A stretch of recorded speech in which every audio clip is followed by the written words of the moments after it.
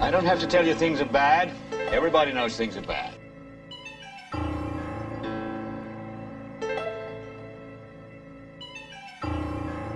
Well, I'm not going to leave you alone. I want you to get mad.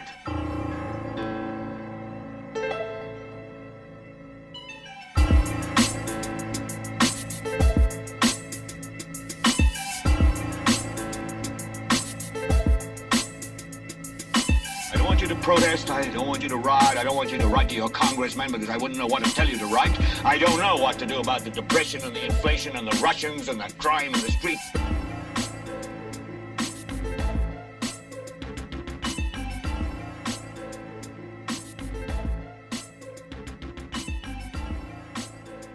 All I know is that first, you've got to get mad.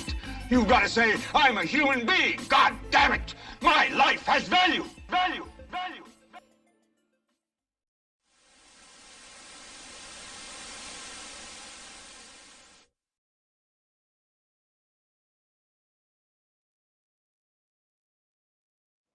Back to another edition of A Hitchhiker's Guide to Truth. I'm your host, James Quarterner. Tonight is a special, just Saturday night. Really, it's nothing really special. It is August 26th, 2023. I already know ahead of time that this episode will not make it to Spotify. So what we're going to do is I'm just going to quickly just say, hey, I'm going to clip this part out, this beginning here, because we're going to be going over all this developing story about COVID coming back, the resurgence of the pandemic and everything. So I'm going to make a clip real quick live on the air. And I'm just going to say, if you're listening on Spotify, this episode has been censored. Come over to Rumble or YouTube. The links will be in the show notes and you can find the alternate channels over there. I don't want to leave you guys by the wayside. And pretty soon we're not going to be posting on Spotify. So with that being said, tonight we have what I want to do is I want to attract people to call in. I want people to call into the show. I want to host kind of like an impromptu live roundtable of people calling in. So go to freeyourmindne.com/call and you can call and we can have a live roundtable discussion about what the future might hold. Now I have a lot of clips. I have a lot of things to enter into the record this evening.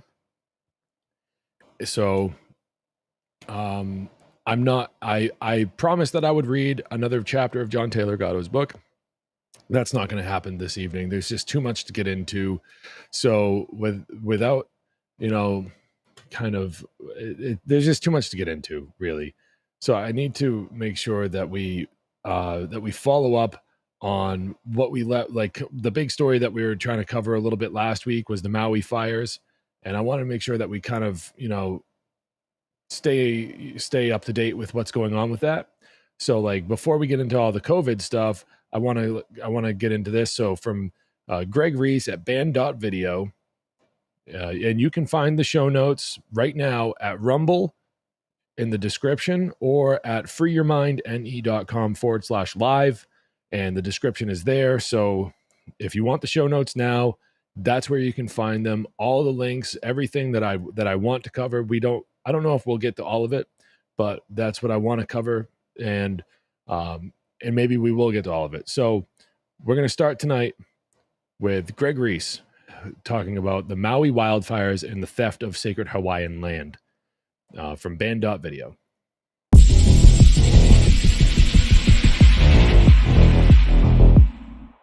Survivors of the Maui fire say that they received no warning and that the flames appeared so quickly that escape was difficult. Everything was suddenly in flames, and many found refuge in the ocean for hours while their homes burned to the ground and into the same powdery ash footprint we've seen in recent years. So far, it is estimated that nearly 1,000 people have died. Locals are worried this includes hundreds of children who were home due to school being canceled that day. Several people are reporting that the government is not only doing little to help, but they are blocking local efforts to do so and are not allowing local donations through, and that they are blocking life-saving medicine because it isn't federally approved. Denying people access to bring in supplies, just supplies for people to live. The government withholding every single one of our donations because we are not a part of FEMA and Red Cross. So none of this is eligible for giving out. Tell me why. I have no freaking clue. The people of Maui are on their own for now. And aside from the federal government's bureaucratic failure, they have good reason to be suspicious. Just like what we saw 5 years ago in Paradise, California, there was nothing normal about these fires. Within a day of burning, it was like a bomb went off. When you see the full extent of the destruction of Lahaina, it will shock you. It does appear like a bomb and fire went off, if I may. And all of those buildings virtually are going to have to be rebuilt. It will be a new Lahaina. Local residents have been reporting bright flashes of light. One was captured by a home security camera that appears to have been the start of the Olinda fire. Many people are saying that it was directed energy weapons. We know that most major governments already have them, and during the California fires, online weather maps recorded what looks like a laser from above, striking an area just before it bursts into flames. In his research, Dennis Mills discovered that the incendiary aluminum and barium nanodust from chemtrails is most likely fueling the ferocity of today's so-called super wildfires. And on the day before the Maui fires broke out, locals were reporting a heavy overcast from chemtrailing that they'd never seen before. It's also interesting to note that the Maui police chief was the incident commander for the Las Vegas mass shooting in 2017. Lahaina is considered to be a historic and sacred land. It was the capital of the Kingdom of Hawaii before it was taken by the United States. It's been occupied by Native Hawaiians ever since, who are defiantly opposed to the mainland outsiders who have been buying up land with no respect for local culture. Not just BlackRock and Vanguard, but billionaires like Mark Zuckerberg, who owns more land on Kauai than what the government of Kauai owns, and Oprah Winfrey, who has bought over 1,000 acres of land in Hawaii, including a new 870 acres in Maui she just bought this spring. In 2018, the Paradise wildfires broke out exactly where the United Nations have plans to somehow make off-limits to humans. And that same year, a report on wildfire prevention was published that was focused on the exact same areas in Maui where the fires just broke out. All the historic downtown, all of it is demolished and all the houses gone. But those commercial big box stores are still there. Hawaii Governor Josh Green has been putting the World Economic Forum's Great Reset agenda ahead of Hawaiian interests. Just weeks before the fire, he unveiled an emergency proclamation on housing that eliminates the traditional Land Use Commission, allowing the government more leeway to build as they see fit, such as building 15-minute smart cities run by artificial intelligence, just like they've been planning to do in Hawaii for years. At some point, I will make a major donation after all of the smoke and ashes have settled here and we figure out what the rebuilding is going to look like. This is going to be a long and difficult process. You're going to see a lot of Phoenix stories rising from the ashes here. Reporting for InfoWars, this is Greg Reese.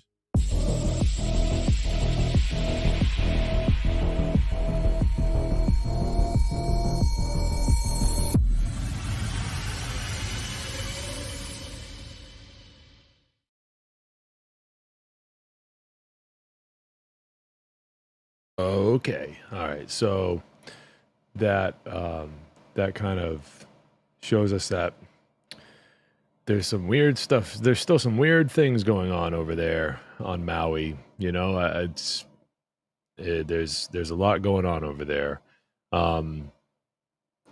So one thing that I wanted to bring up was that Oprah Winfrey is a part of something called that was called the Good Club, which is like a kind of like a almost like a secret society of like rich philanthropists. So maybe you want to look into that for yourself. There's another video in the show notes on Free Your Mind New England that I don't have the time to play the whole thing, but it is also from band.video, and it's Alex Jones talking about, maybe we can play a few minutes of it. And this is videos that prove that Maui police were barricading families inside the firestorm. So maybe we can play a few minutes of it while we kind of get warmed up tonight. And yeah, it's some pretty sick stuff. You know what, guys, like I don't really usually go for Alex Jones that often, but you know what? Like there's something about this story not a lot of people are telling the truth about. And, you know, given the big story that we're going to try to cover this evening and how Alex Jones is kind of like the one that, you know, once again, he's like kind of blowing the top off the story. I don't know. I feel like I've got to kind of cave a little bit and just kind of play a little bit of the Alex Jones stuff, because it is Alex Jones who, you know, blew the whistle. Well, he didn't blow the whistle. I don't know what you would call it, but he made the initial report about the COVID lockdowns coming back. And then a couple days later, we hear about, like, anyways, but let's play a few minutes of this and we can kind of get warmed up. It's a terrible thing to say talking about a fire, but we can just get into the show. Everybody was stuck. The cops had no idea that the road was stopped and they wouldn't let us move. And I'm looking in the rearview mirror and the sky is getting blacker and blacker in my rearview mirror. And I'm like, I got out. We were stopped. I got out. I beat on his door. He said, "You scared the crap out of me." I was like, "You see that field? You see that field? If they don't let us go, you drive this fucking van right through that goddamn field and into the ocean, because that fire is coming right now and we're not going to make it." It's one thing to have me tell you about it. It's a whole nother ball of wax to actually be looking at what they did and the actual footage of people that got out. Because, I mean, they're backed up. The cops won't let them through. There's fire all around the cars. And then finally the cops leave and they get out because they're up at the front. The cops finally went, "Well, I guess I'm not going to follow orders to sit here and die." Which, again, the cops weren't in on it. Folks, they're told to go do this. Man, I tell you, it's the most disgusting thing I've ever seen. Because following orders in the face of death, when you know it's like the fire's behind the people, the buildings are burning, you look and the roads are totally open to the highway, and you don't let people go through? Well, what? But why? So what if you get fired later? But you're not going to get fired. Your boss is going to go to prison. And I'll tell you, the cops that kept those people there, manslaughter, they should all spend 10 years in prison. But whoever premeditatedly ordered that needs to get hung. And that's not a vindictive thing. They murdered all those children and people. I want an investigation, I want indictments, and I want death penalty. I want those people to be executed, just like they executed those women and children. How much of this are we going to take, people? This footage coming up will make you vomit. I haven't even shown it yet. I don't even want to look at it again. I got like 6, 7 videos of the fires around the cars, and the cops are stopping people. I mean, while the emergency managers were on another island together at a hotel, yeah, pretty obvious, folks. Disgusting.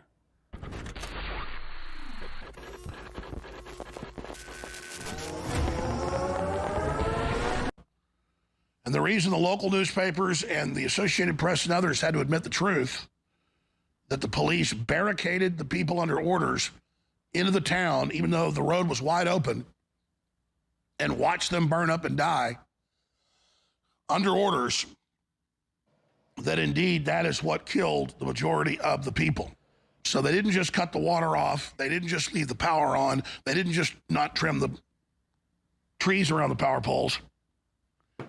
They didn't just not turn the alarm on, all of that. They confirm, and now it's on video, not just eyewitnesses, murdered the people that weren't able to go down alleys and side streets and that didn't have off-road vehicles. and some got stuck but still were able to run to the ocean. So this is default bureaucratic murder to get this was pre-planned. They wanted people dead so that they couldn't stand up for their property and so it could be more easily taken from them. Now, I'm not saying the police themselves were conscious of this. They followed orders. They've now talked to the press, and they said, we were told, they don't say about who, to do this. Ladies and gentlemen, we've got a bunch of videos now, not just of what Fish said a week and a half ago, the well-known old man that lives on this, doesn't live on the street, but he works on the street, lives on a small farm, and he weaves hats and sells them. It's not just his eyewitness reports. Now some of the people out of the 1,000 plus that didn't make it out, that did get out, have now uploaded their videos. And it is the police ordering them to stay there. Now, I've also been criticized, I noticed quite a bit on Twitter, that I'm covering up direct energy weapons and space lasers. Hey, Greg Reese has done reports on that. We've had a lot of other guests on that have talked about it. Like Stu Peters and, of course, Mr. White. We covered it here last week. And I think it's reasonable to look at that, and it's reasonable to discuss that. Investigation direct energy weapons are a real thing. That Brian Christian from The Last American But if you look at California, you can go back and check that out. It's interesting. It doesn't really prove much of anything other than facilities that are in certain areas that are suspicious. 90% of the power company that delivers 98% of the power in Maui, and they admit they didn't trim the trees back. They admit they left the power on. And we have the power lines falling in the wind and catching fire video after video. So we know they did it. We know they blockaded them in. Now you know who gave the orders so they can be indicted and arrested. You know, it goes all the way to the top to BlackRock. This is admitted. I am really stunned to my core by Maui. And I'm going to spend almost the entire third hour on it and play these devastating clips of people trapped with the police not letting them out, with the fire behind them, and we have the eyewitnesses that it was totally clear on the highway to get out. And people had such trust in the system, they sat there and burned to death. Now, obviously, the police, they've told the witnesses this, well, we're told under orders you can't leave, with fire behind them. That is what following orders will get you into. And that is horrifying. I'm going to say it again. We know how the fire started. We know who owned the system. We know who didn't trim the trees. We know who cut off the water. We know the two emergency managers of the state and the county were both meeting on another island in Hawaii while this was all going on. We know they've got a 12-mile exclusion zone. We know FEMA is having people arrested. There's videos of that, trying to videotape or take photos. Even locals, just like the feds tried to cover up what happened at Waco when they burned them out. This has happened. This was administratively done. And the fact that they would pull something like this and get away with something like this is just staggering that they're this arrogant.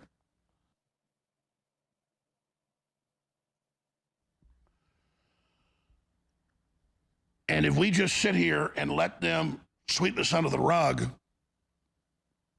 none of us are safe. We're all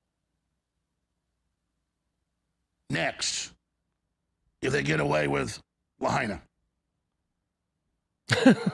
And again, this is so open and shut Jesus. that I am staggered by it. You don't have to listen to Alex Jones. Oh. Yeah, I mean, I pay attention. I'm smart. I got some smart guests on. But if you just look around you, you don't need me to tell you it's in a policy report they want to ban your gas stoves. They're doing it. No. You don't need me to tell you they're shipping illegal aliens in. Look around you. You don't need me to tell you they're trying to bring back the COVID crap. Look around you. But the system ridicules those of us that tell the truth, hoping we just don't want to be ridiculed, so we'll shut up. No, I'm not shutting up. I'm really blown away, though, that the corruption is so insane and the people follow orders so much that they would do the things they did in Maui, I'm going to cover next hour after calls, and in front of everyone, and even mainstream media admits it, and arresting these people. I mean, they just murdered a bunch of people. It's manslaughter if they're just negligent. But let me tell you something. It'd be like somebody never played golf before on a 200-yard drive from the tee, hitting the ball. If we can skip ahead a little bit. Lahaina many times. I know it. We've seen the reports. The AP's confirmed everything we already said. They're literally trying to flee the flames coming this way. And the road's this way. I wanted to skip ahead a little bit. He keeps talking about having the videos, but he hasn't shown them yet. He gets a little long-winded from time to time. And they just block them in and burn their asses up, and then they only some got out. Which is fine. He's you know. Because the cops finally left. He's good. He's okay. Now they found the power poles, the ones that didn't fall over, hacked in key places with precision by axis, so they would fall over. Yeah, folks wanted that land. And could it be locals in a conspiracy to do it? I don't know. Was it BlackRock who wouldn't cut the trees for 5 years and let the power on? That's why they've got an exclusion zone. That's why they're covering up. That's why they're acting so suspicious, because they've been caught, folks, in the most perfect negligence, hole-in-one negligence, pure 100%, perfectly to hurt people just magically by accident. And that, I give that 1% chance that's real. No, ladies and gentlemen. It was default. It was set up. It was planned. There's all this stuff burning down. Remember, made fun of Trump. Trump goes, you're supposed to rake the forest. That's what they call it in Europe. Go to Europe. It's all, there's no kindling. There's nothing on the ground. It's all taken out by the foresters in Germany and France. And then you don't have those big issues because it's not there. Why would they leave it? Anywhere you go in the country, you see power lines with trees all in it? No. You see power lines with bamboo growing up all through it? No. And BlackRock, that owns that company, 90% of it, cut the money anytime you drive down the road. In the summer particularly, UC's back. Well, they better do that, or they'll fall on the power. Skip ahead again. Oh, here we go. And What's this guy saying? Safeway to the speed of this wind, it could be here in 2 minutes. And so about what time was this at? By the way, if you guys don't know who this is Fish. He's been sitting next to Cheeseburger in Paradise, selling the most awesome stuffs, right, for years. He's like a legend, and everyone loves Fish. All right, so now we have like a local. He's one of the wisest people that I know, by the way. Anyway, Fish, continue. We got some calls coming in. I went around back to Front Street. Let's get through this video a little bit, but none of them were moving. And I walked all the way. We'll open up the call lines. I see you guys. One car had moved. And I was wondering what was stopping the traffic. Well, it was a policeman. And I got to the end and I loves everybody, but he's one of the wisest people that I know, by the way. Anyway, Fish, continue. So I went around back to Front Street and all the cars were lined up, but none of them were moving. And I walked all the way from Safeway to the Chart House. Not one car had moved. And I was wondering what was stopping the traffic. Well, it was a policeman. And I got to the end and I looked up north. There were no obstructions. There was no reason to keep those cars there. Are you serious? I'm serious as a heart attack. And I said, what are you doing? He goes, well, I'm under orders to keep them here. And I said, the fire is right around Safeway. It's going to hit Front Street. You know, these people got to get out of here. And he said, I'm following orders. No way. And I keep walking down the highway, and I look behind, no cars are coming out. I walked all the way to Waikuli Beach, still no cars coming out. And I started hearing boom, boom, boom. And then I heard people screaming and stuff. You're saying they were blockaded in by the police at the end of Front Street? Yeah. Like where the restaurant is? Right, where the Chart House Where the Chart House was, I should say. There was a blockade there, and they could not go any further. Right, I walked. What the hell? I walked all the way from Safeway to there. Not one car had moved. All the way to, like I said, the Civic Center, and then I started hearing all the explosions, and there was no one walking behind me or on bicycles or anything. And I just. Dude, that is unbelievable. I had no idea, you know, until the next day when I walked down there of what had happened. I just, oh my God. So did you go up north to your place? Yeah. Yeah. And then you just hunkered down for the night? Yeah. And then you So who ordered the power to stay on? Who ordered the water to not be transferred? We know, the Obama Foundation guy. Who didn't trim back the trees? BlackRock, that owns 90% of the company. All right. So, if you guys want to check out the rest of that video, the link is in the show notes. Come over to freeyourmindne.com/live, and you can get or if you're watching on the Rumble channel, see a couple people over. I got my other computer to the side here, and I see a couple people watching over there on Rumble. Thanks for tuning in over there, guys. Yeah, you can get that full video in the show notes. So we got a couple calls, and that's awesome. So I'm going to bring them in now. We have returning caller, my dude Jerry, and we have Angela G calling in as well. What's going on, Jerry? How are you today? Oh, I'm good, James. How are you? Oh, I'm doing well, man. Just trying to get some legs under us for this evening. It's going to be a lot to cover with this, with the pandemic, COVID coming back and everything. So, I just wanted to make sure, because we kind of covered the wildfires last week a little bit. I wanted to make sure that we kind of, stay on top of that. I was trying to find some other stuff about the train wreck over in Ohio too, to see if we could get an update on that. But it's difficult to find because, I only just thought of that about an hour ago. So I had like a half an hour to figure that out before the show started. So I was like, oh no, but I wanted to see if I could include that too, because it seems like a lot of people have just completely just left that by the wayside. They don't care about what went on in East Palestine anymore. Where's that stuff gone? I had some questions. I was like, oh man, I want to know like what happened to the soil? Like where'd they removed it all? Like where'd they put it all? Where'd they bring it? Where'd they drop it off? Are they spreading this toxic soil all over the place in the country? Like what's going on with that? So if anybody has anything like that, send it to me. You can send it to me, like via email. You can email me through my website and everything, freeyourmindne.com.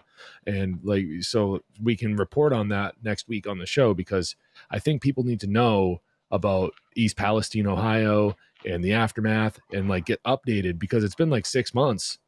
I think a little over 6 months since the initial, accident happened. I think maybe my timeline's a little screwed up, but it's been a while. And now it's like chaos it's a chaotic situation after chaotic situation. I think that I don't know if I could say for sure, why all these things are happening. Could we chalk it up to a coincidence? Could we chalk it up to just the world's just gone fucking crazy? Sure. But I certainly think that what went on in East Palestine is a serious story, and I want to know what the heck is going on with all that stuff. So what do you think about what do you think, Jerry? Have you heard anything about East Palestine, Ohio? What do you know about it? I just know that. Oh, hey, hold the wire away from your shirt, because it's rubbing up against your shirt. All right. For your mic. Maybe it'll be better if I just go unmiked, but is this better? Yeah. All right. Well, I don't know much except that it was a tragedy. And that like you mentioned, the soil, it had some it spoiled the soil, and it has long lasting effects. And I heard that there was a movie with the same accident, so it was White Noise. Right.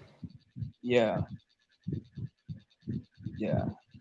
So that's what I've heard, James. Yeah, I'm just curious, about just getting an update on all of that. But so yeah, we have many a clip to play this evening. Let me just close this out. I'd like to start with this this European Parliament, the International COVID Summit. It's the third one. It happened back in May of this year. So May 3rd, 2023. And I want to share this because I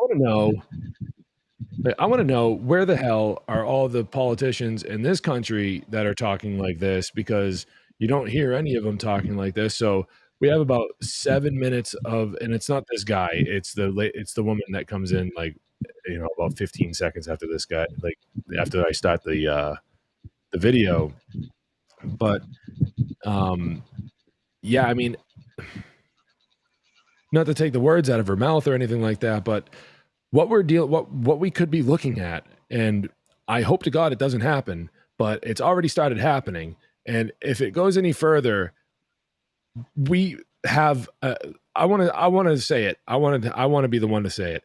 We have a moral obligation. We seriously do. And I don't even care if at this point, if you think morality is objective or relative, I don't give a shit at this point. Regardless of the way that you view morality, we have an obligation to stand up and say no.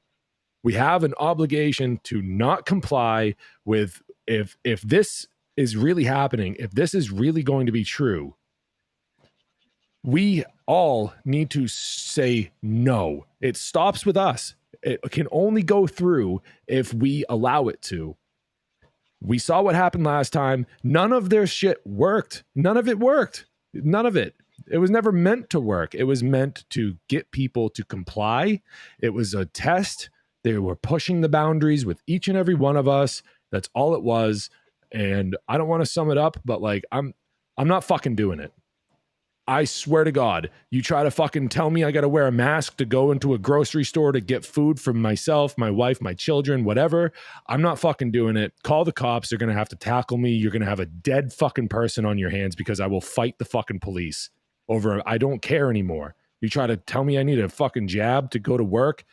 I guess I'm not going to work. I guess I don't have a job anymore.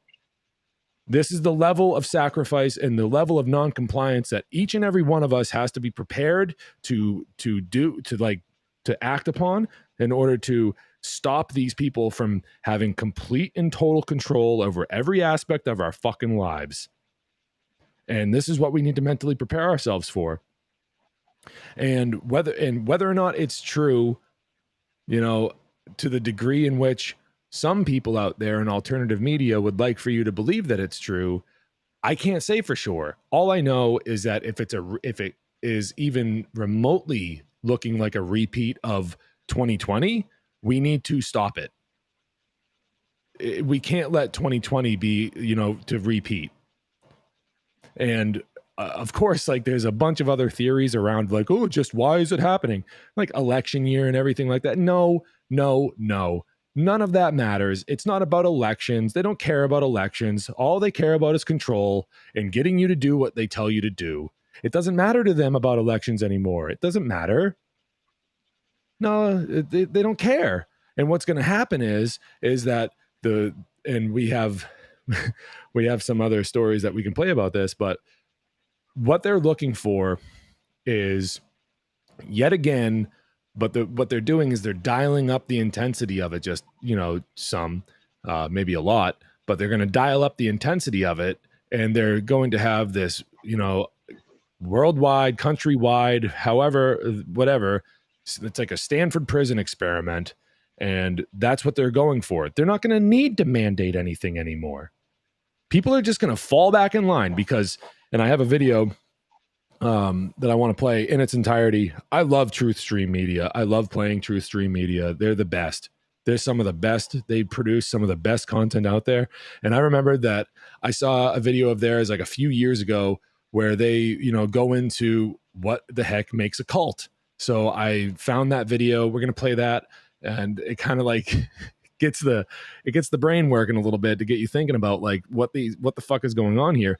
They don't need to they don't need to enact policy anymore. The people are brainwashed. That's a good clip. And the people, and the same people that went. I think that I'm stammering now, but and we're going to play this video. But I think that what we need to go forward in with forward thinking is we need to go forward with this idea. Regardless of whatever choice you make, as long as it's your choice to make it,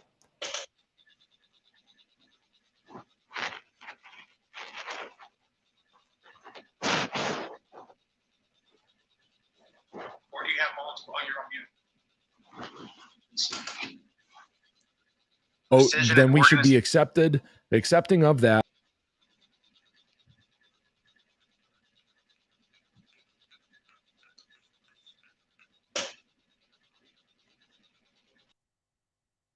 In making us do things that we really shouldn't, and making you get it. Who an illness and not a mere. We actually saw that 97% of what we were served was erroneous and a lie.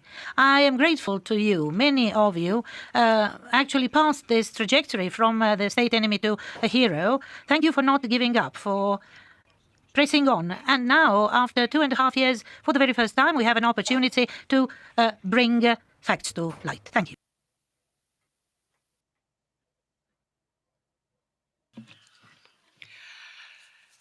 Thank you. She's the one I wanted to feature. For all of you being here, coming here, you traveled all around the world just to be here. And that is so very, because one thing they were trying to do in the beginning is to actually isolate all of us. That's what they were trying to do. And my favorite unscrupulous WEF puppet is probably Justin Trudeau, and he coined it. They're just a small fringe minority having unacceptable views at that. It's a no-go. Well, I will have you know of that small fringe minority.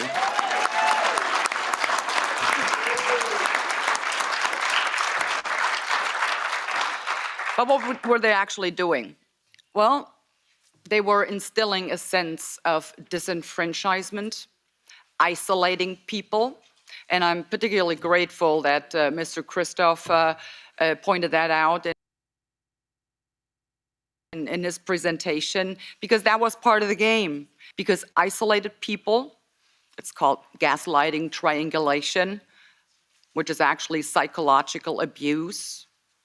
They subjected us to a state of psychological warfare. That's what we had to deal with. But you know what? Looking at all of you, they did not succeed. Because globally, the networking began. And I'm so grateful and I feel so blessed to see so many people that I have had the pleasure to meet personally in these past 2 years. Thanks again for coming, because we actually are a big family now, and they have no idea how many of us there actually are. It's billions.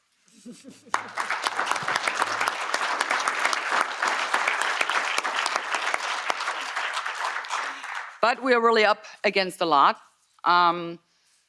You might have followed the work we have done with my colleagues and Ivan Sinčić, Christian Terhash in the COVID committee.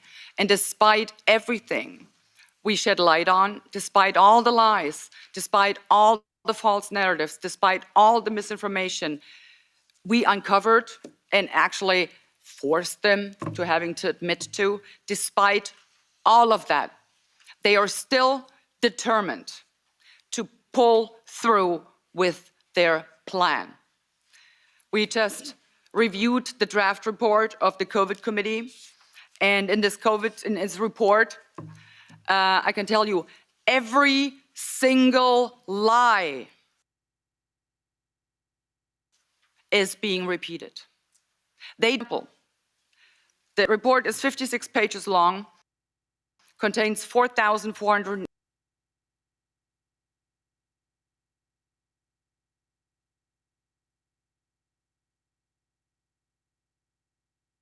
80 words.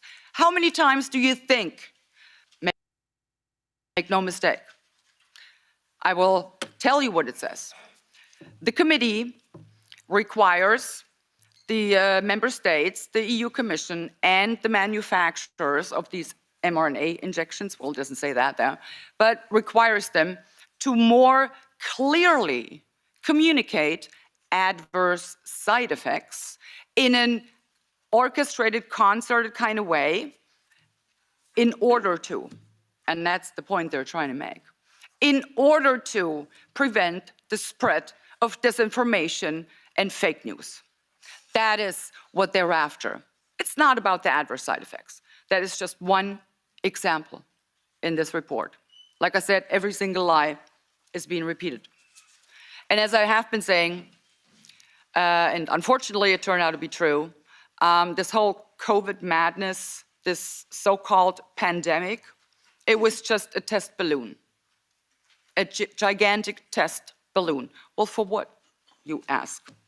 Well, to see how far they could go, to see what exactly they would have to do to get free individuals in a free and democratic society to consent to being forced into compliance. That's what they were trying to establish. That's what they were trying to figure out. And they have figured it out. Trust me, they are much smarter now. The goal ultimately is to transform our free and democratic societies, into totalitarian societies. Their goal is to strip each and every one of us of our fundamental rights of freedom, democracy, the rule of law. They want to get rid of all of this. And they're robbing us of our identity. Whether it be our national identity, our cultural identity, they won't even stop to rob us of our sexual identity. The very core of who we are, they don't even stop there. This whole COVID thing had never anything to do with public health. It never had anything to do with breaking waves. It always had to do with breaking people in order to make us a part of a mindless, malleable mass, which they can totally control, and we will be completely dependent upon this globalitarian elite. That's what they have in store for us. You're sitting in the EU Parliament, but you can take any kind of international governing body or organization. It is no longer by the people, for the people. From now on, it will be by the globalitarian elites, for the globalitarian elites, and nothing else.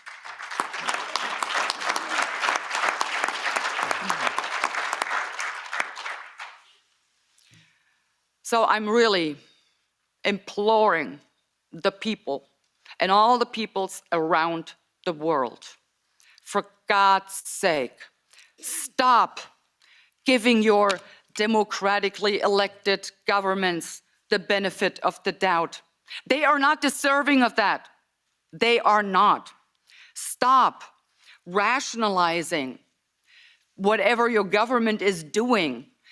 Stop rationalizing and come up with some good intentions. They have no good intentions. Never. As I said before, in the entire history of mankind, there has never been a political elite. And it isn't any different now. Why should it? Stop giving them the benefit of the doubt. Because I can tell you, you cannot comply your way out of a tyranny. It is impossible. Trying to do so, you will only feed a gigantic alligator in the hopes of being eaten last. But guess what? Your turn will come, and then you will be the one swallowed up. I also have to ask the people, end your silence.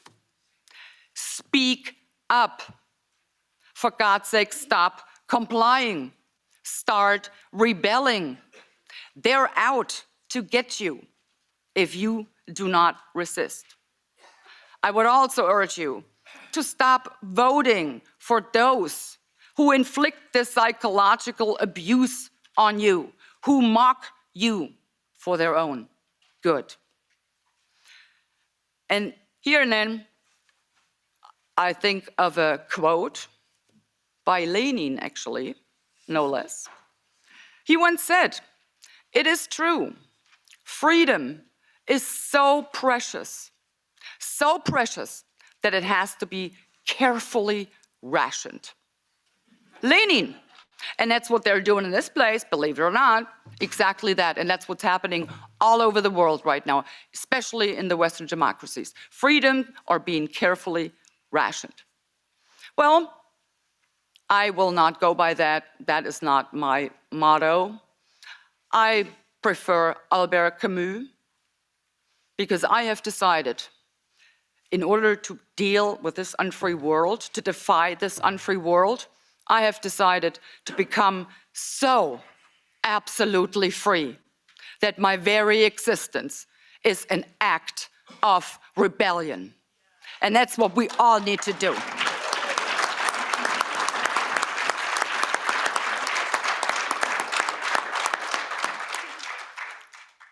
So I will continue to fight, and I'm sure my colleagues will continue to fight the globalitarian elite.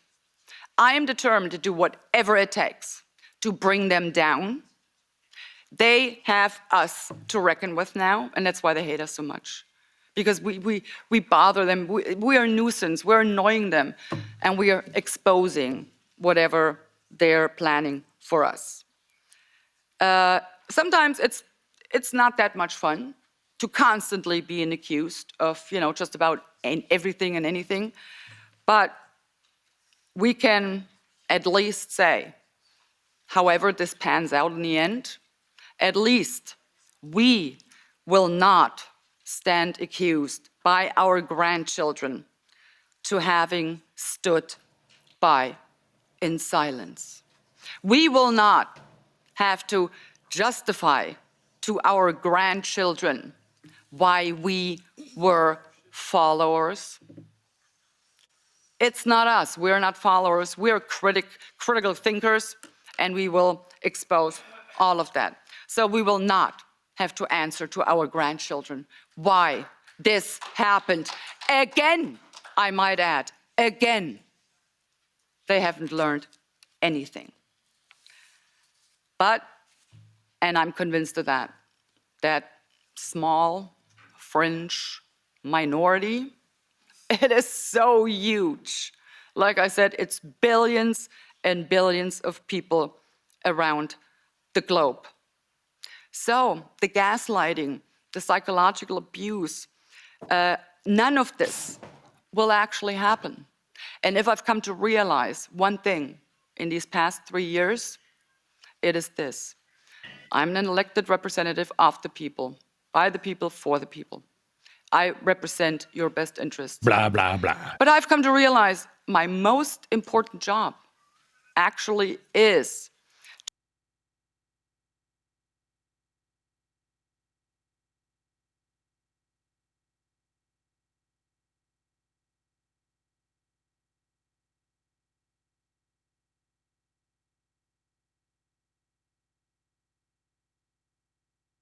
to break the psychological abuse, expose their lies, and give the people validation. That's what they needed, and that's what they needed to actually stand up, take to the streets, and fight this. So this is my promise to you, I will always be that voice that will break their despicable psychological abuse pattern. They're criminals and they belong behind bars. That's where they need to go.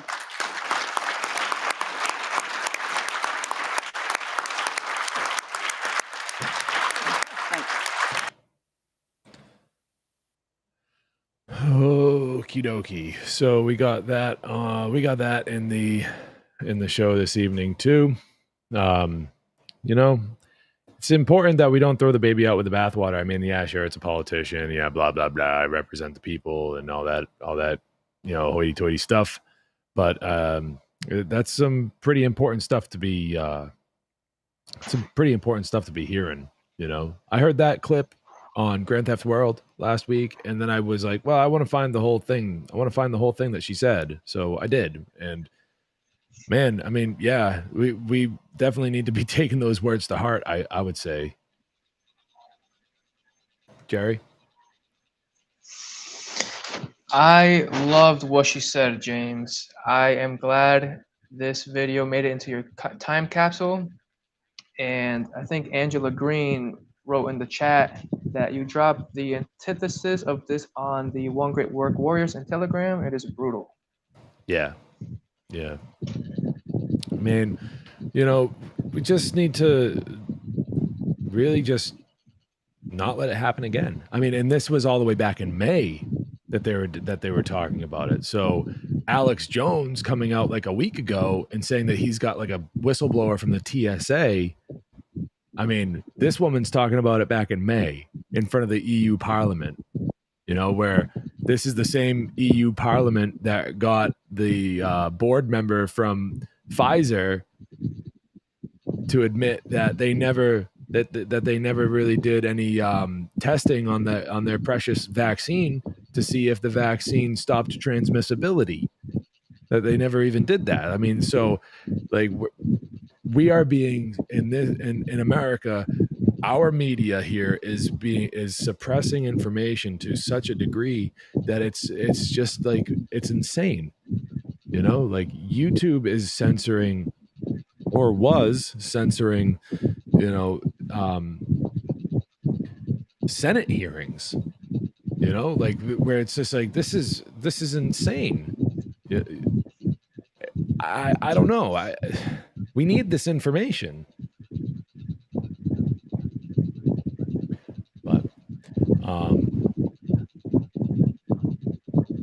But yeah, I mean, it's a serious situation. But let me pull up this next one here. I love these guys. Whoa, what happened? Page can't be found. What do you mean the page can't be found? God damn it. I'm getting some wind on you on there, Jerry. All right. Mind muting your mic just for a minute? So we got another clip here, and I love these guys. It's James Evan Pilato and James Corbett. They do a show once a week together. They've been doing it for like 13 years. They call it New World Next Week. That's what it's called. And so they really covered this a lot. And then we can talk about this after the clip and see what's going on. Call into the show, freeyourmindne.com/call. Just come on over and hop in, and we'll see what happens. Let me share this. And so yeah, you guys got to check out these guys. So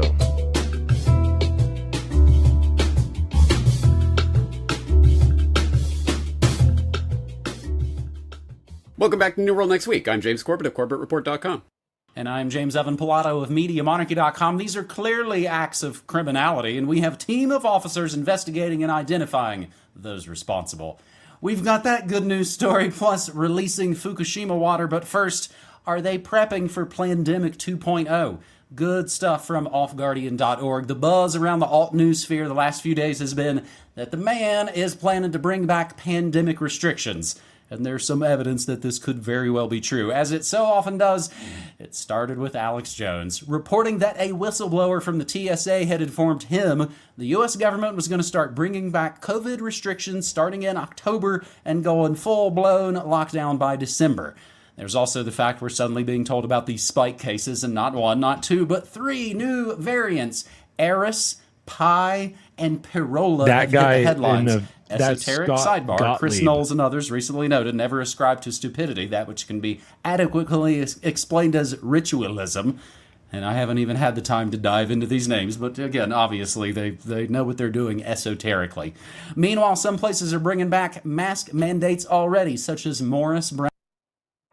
And I wanted to pause it just so anybody doesn't know, like James Evan Pilato and James Corbett, they've been doing this since James Evan Pilato's been doing Media Monarchy since 2005. So they're like the OGs of the alternative media space. So that's why it's important for, even if you stop watching this show, go over to Media Monarchy and go see James Corbett over at the Corbett Report. And, these guys are legit. So that's why I Brown wanted to play College them. in Atlanta, Georgia. Let's continue. And it's not just the U.S. either. A hospital in Dublin reinstituted COVID rules. And apparently the UK is hiring. The UK's government's health security agency looking to hire a vaccine supply operations overseer. Overseer? That sounds kind of racist. For the upcoming largest vaccination program, which is to be delivered at pace. Neil Ferguson even emerged from hiding to warn against the Parola variant. So those warning we're in for another plan of smoke without fire, and there's definitely a lot of smoke. A lot of suspicious smoke, you might say. An orgy of evidence, always kind of sketchy. And given how watchful COVID skeptics are likely to be, for the establishment to advertise their false flag events in advance would probably be a tactical error. Other explanations then. Off Guardian says we're maybe looking at 3 potential plans and scenarios here. Number 1, it really is Plandemic 2.0. The reason they look like they're going to redo COVID is because they're going to redo COVID. They're not shy about making their agenda plain a lot of the time, and this is a rather egregious example. Number 2, it's a bluff to discredit alt media. Standard ploy. The establishment deliberately feeds the anxieties of the freaked out independent media outlets who reflexively report that the sky is falling, and then when it doesn't, makes the indie media look like the boy who cried wolf. Number 3, it's about vaccines. I wanted to pause it right there real quick so we can talk about that part. Let me just rewind it a little bit so we can, all right.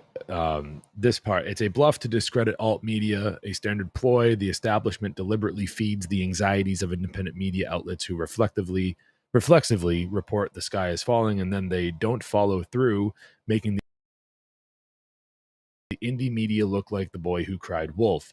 This point to kind of draw some focus on, because it happens all the time, and this is, in my opinion, there's a little bit of another way of looking at it from this angle. Now, if we didn't draw attention to it, okay, it would be a whole lot easier for them to get away with performing these all wish to perform. So in a way, us being very loud about it at the moment could very well draw so much attention to it that, they got to drop the plans because there's no way they can get away with it. There's no way that they can be as covert with this operation as they wished to be. So in one aspect of it, it's like, yep, they don't go through with it, makes us all look like a bunch of fucking psychos. And on the other side of it, well, it only didn't go through because of how much attention was drawn to it by this same group of fucking psychos. So there's a little bit of, push and pull with this idea here. Do you have any thoughts about that, Jerry? Yeah, sounds like mind tactics that they're employing. So we have to be vigilant and on guard. That is all. Yeah, I mean, it's like, this is, regardless, it's like, this is why it's still totally so important to remind people of how easy it was back in 2020 to be tricked into doing all the things that they did. And even in 2021, and the amount of fear that we can honestly be reflecting back on. And if you're looking at it in a holistic sense, there's plenty of information out there. Yeah, in the moment you do things that you're being very, you're just responding, and you're being very reactive, I think. And then, hindsight, as they say, is 2020.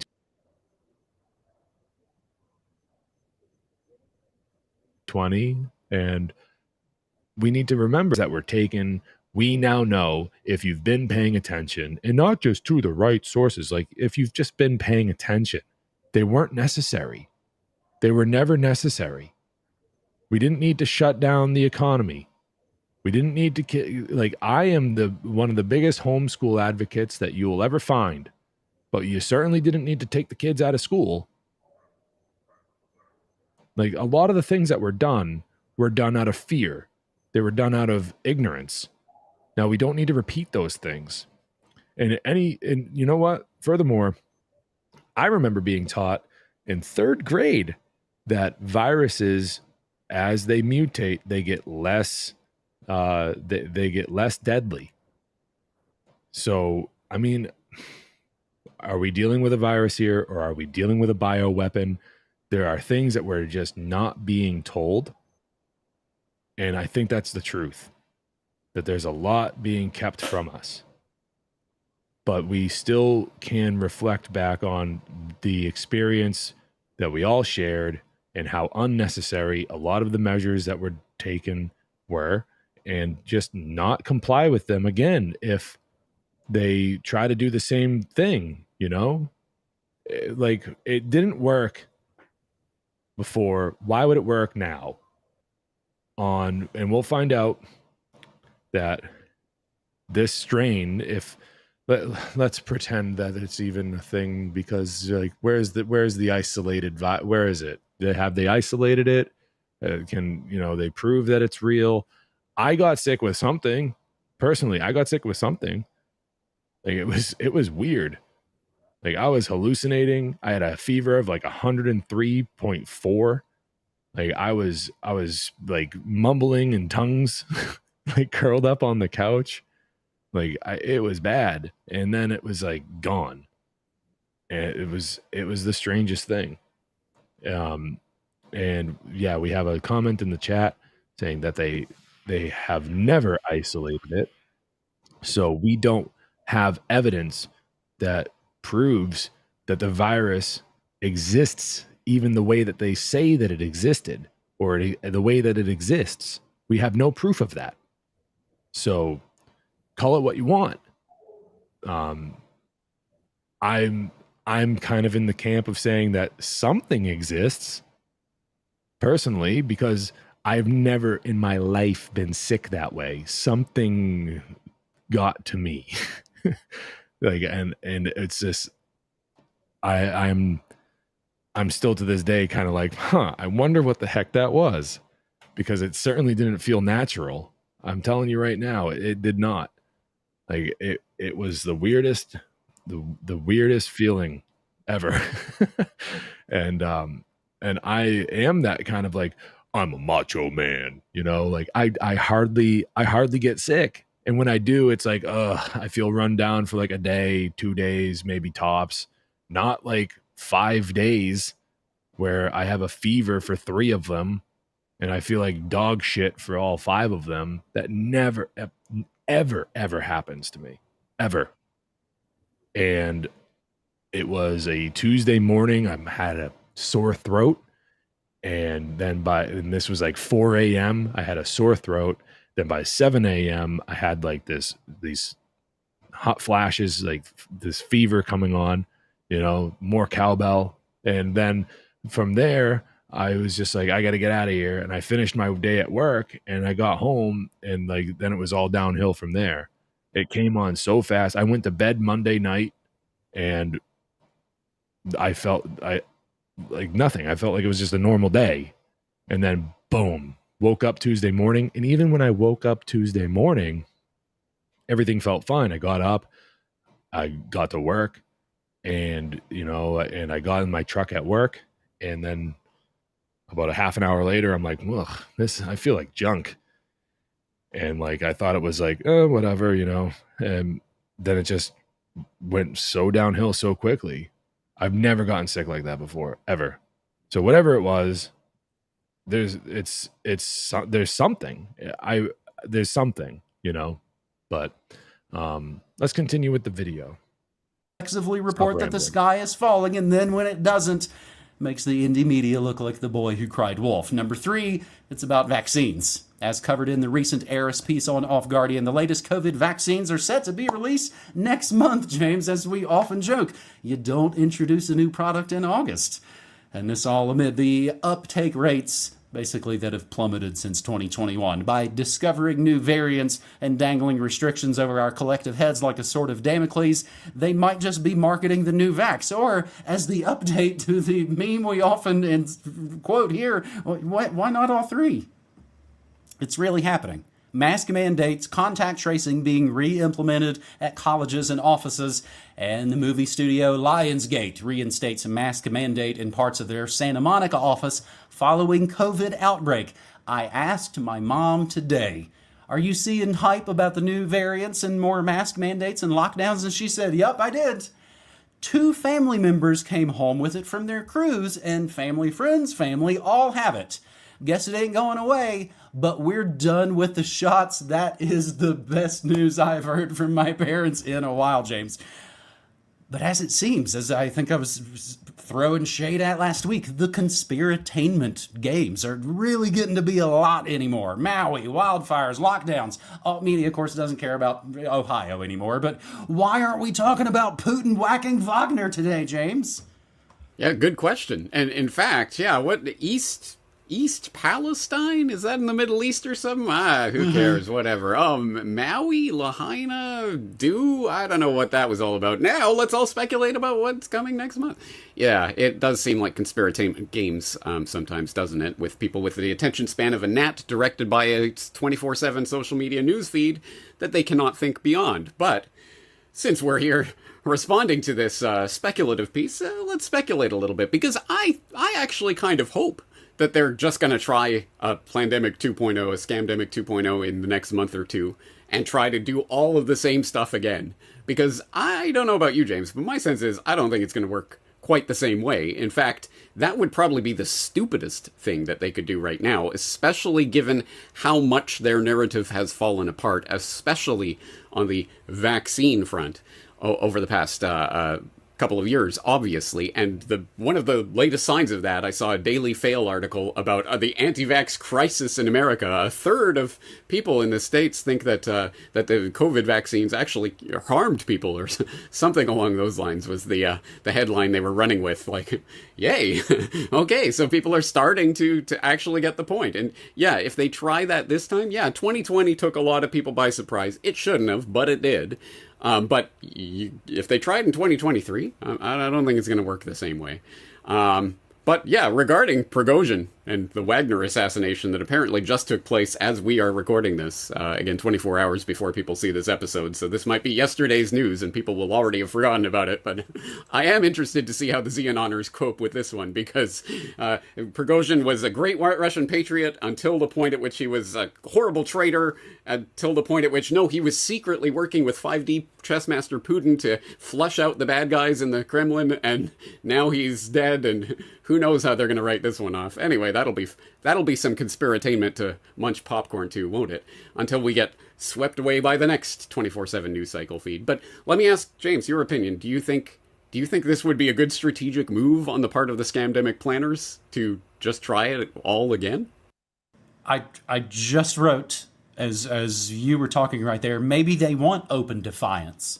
I've had more than one person say, "Oh, you think I didn't comply last time? Watch how much I openly do." I think it would get pretty ugly pretty immediately for people who, like us, like ourselves, who maybe didn't go along with it, didn't get the jabs, didn't do the stuff, but I wasn't necessarily tipping over the tables with the money changers, but people will be this time. And again, and maybe that's what they want. Look at these crazy fill in the blanks of what the boogeymen are. Maybe they want open defiance. Again, maybe these are all press release trial balloons. So like, let's take the pulse on this. Let's see what alt media might freak out about. Let's see what the mainstream normies might freak out about, and maybe we can create some sort of perfect storm. It is in a lot of, it's like meteorology in a lot of ways. Strangely enough, we continue that thought about the weather and heavy water. Our second story on this New World Next Week, episode 527, Japan to start releasing Fukushima water into the ocean pretty much like right now, James. I believe it's going to happen the 24th to you. Japan said on Tuesday it will start releasing more than 1.3 million tons of treated radioactive water from the wrecked Fukushima nuclear power plant on Thursday, putting into motion a plan that has drawn strong criticism from China.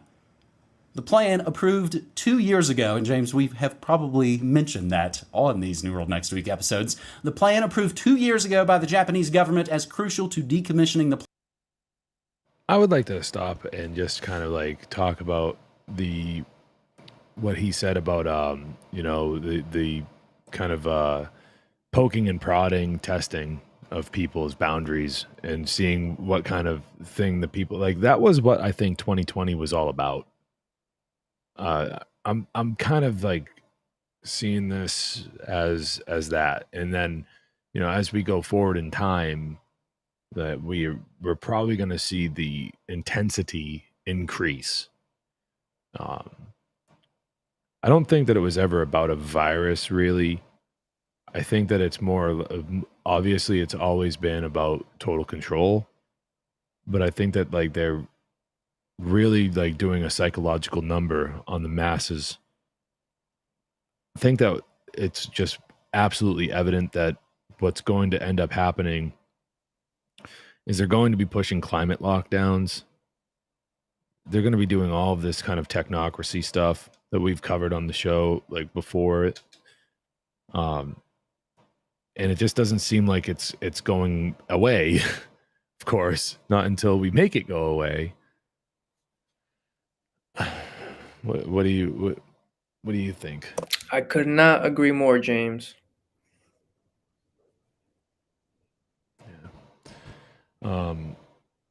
But I mean, we can go forward a little bit here. I know that they covered a little bit more about it, but we can move on to the next thing, and people can go and check out the rest of that episode of New World Next Week. And I suggest that you do. I would like to kind of lighten the mood a little bit, and we can play this video. I mean, it's gonna be audio, but we can play it, and it's the Jimmy Dore show, and these guys are so funny. I just think that they're so funny, and Jimmy Dore, like the guest host is Craig Pasta Jardula then Jimmy Dore is there, and Kurt Metzger is there, and they're talking about everything that we're talking about tonight, the Maui and Maui and the COVID stuff, whatever. So I want to make sure that we kind of get this in there as well. Just moving right along tonight, folks. I mean, trying to get the source material in, and then we'll go from there. Play this. Hopefully it loads, and hopefully it plays.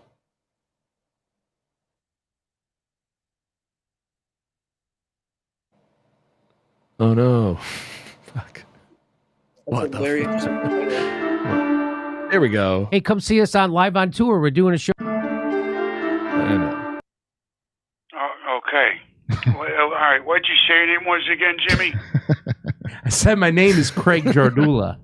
Lewis, Tampa, Florida, Boca Raton, Florida, and Orlando, Florida. Go to jimmydore.com for a link for all those tickets. This is Craig sitting in for Jimmy. Who is this? Hey, Jimmy Dore, this is President Joe Biden. Hey, hello, Mr. President. But again, my name is Craig Jardula, and I'm sitting in for Jimmy this week. Okay.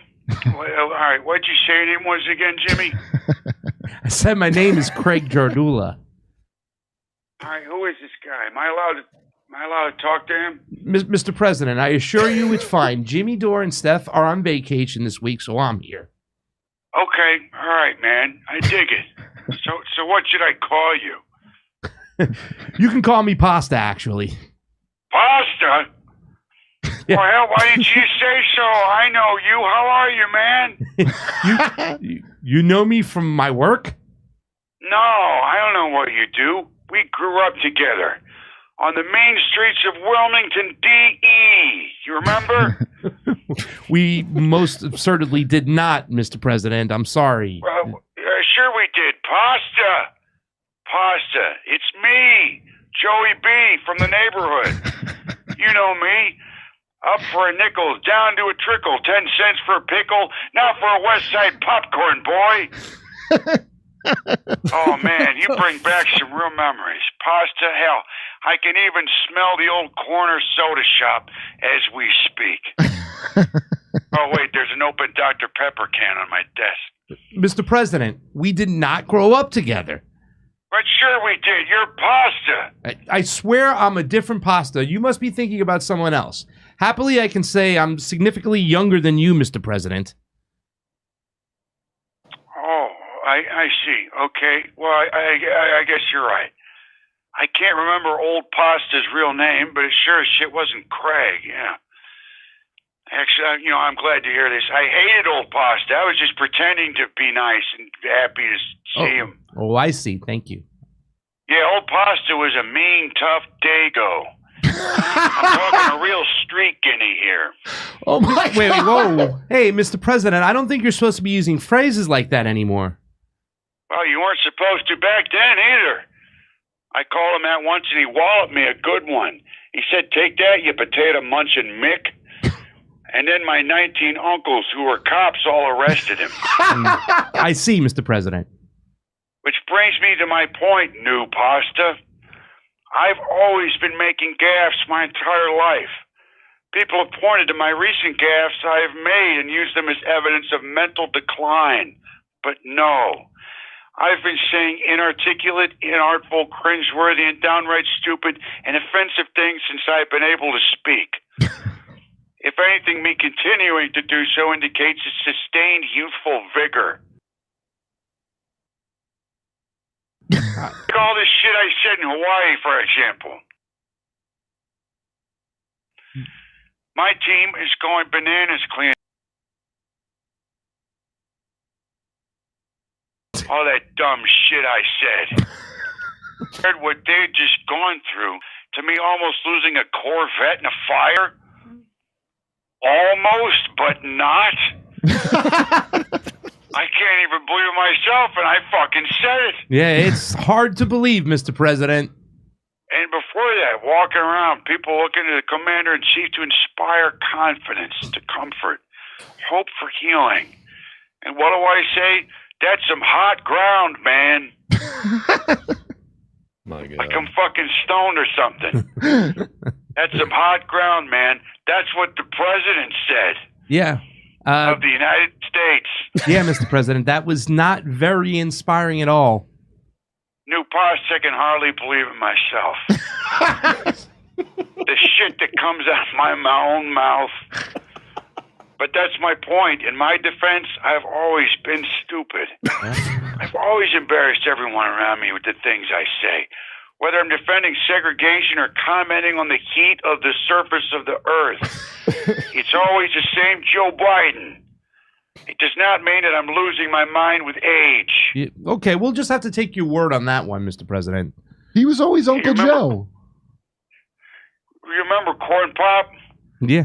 How he tried to mess with you that one time? Excuse me? Corn Pop. Oh, I thought we had cleared that up, Mr. President. I'm not the Pasta from your youth, Mr. President. I'm Craig, and I'm filling in for Jimmy Dore. You understand? Oh, right. But do you remember him? Corn Pop. Yeah, sure. Yes, I do. I remember Corn Pop, Mr. President. Remember how he always gave you the business because you like phosphates so much? Of course. That was funny. So anyway, yeah, I'm not senile. I've always made gaffes. Every day. It shows you I'm a spring chicken. Old Pasta, tell new Pasta I have to go to bed now. It's 6 a.m. where I am, and I have to go to bed. Good night now. Good night, Mr. President. Oh, boy.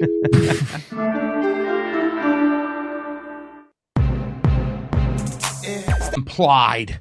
that Hawaii was hit with a energy weapon of sorts, or it was it like here, I think? See it vividly here.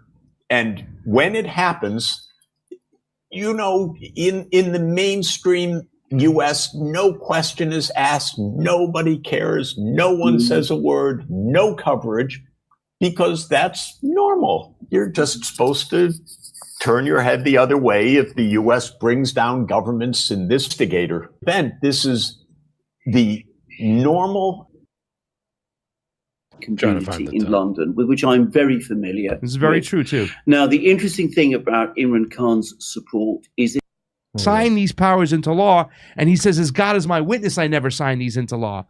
In a post on social media platform X, formerly Twitter, around 2 p.m., Alvey said, as God is my Lincoln. All right, well, the world order is getting even more ordered by the day, and now we've got DNA bombs coming out. And to me, I can't help but think about Bernie Sanders in this moment, because being criminalized and thrown in jail. But if he did, they would that's what they're doing now. And so I try to remind, and they expected the center-right guy to win, but has told them that the TSA employees were instructed on Tuesday that masks are coming back by October for travelers, and full COVID restrictions, lockdowns by December, due to a new dangerous variant out of Canada. Dude, I remember falling asleep on a plane in my mask, and it would like just slide down my giant nose as I was sleeping, so I'd have my nose out, and I'd be yelled awake, sir. No kidding. Can you please put it back up? I'm like, Jesus fucking Christ. Oh my God. Along with put your seat up that's already up. Yeah. But they went through so hell, they got to even be pushing back against it. Like, you're not going to make us treat adults like children again anyways, like even more than we did before. I think they're going to. Well, here's the thing about masks, is if you really believe that masks are going to keep you from getting COVID, because they've been proven they're not, you can wear an N95 mask, and that is going to protect you. You don't need anyone else to wear a mask, but you could. So the reason why masking at population level doesn't work isn't because an N95 mask wouldn't work if you used it perfectly for a limited amount of time. But it doesn't. You don't use it perfectly. You use it every day of your life, and then eventually you're going to get COVID, because everybody's going to get COVID. Yeah.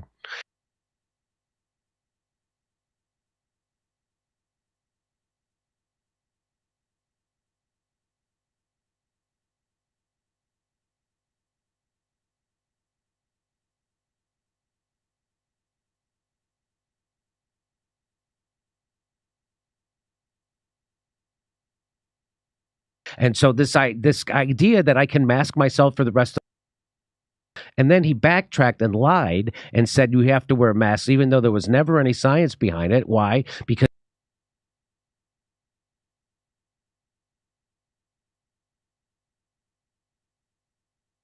he uses fear to scare people into complying, all that stuff.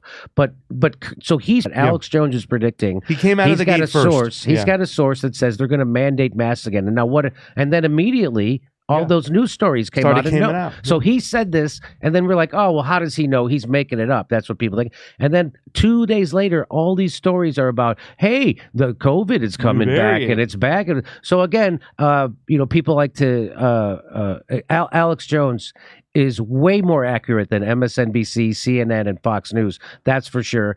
And I mean, those people just they told us that COVID. They told us all the COVID lies, and they told us all the Russiagate lies, and they're currently telling us all the Ukraine lies. He has a better record than all of them. He has a much better record. Alex Jones has a much better record than all of them. And so I bet you I wouldn't put it past him if he did have inside information, and he does know something about this. So I remember my friend on the phone said, well, he saw the thing, it wasn't true, and it hurt people. And I go, oh, really? Did we go to war and kill a million people in another country? Lie? Or somebody's feelings were hurt, and then they won a case.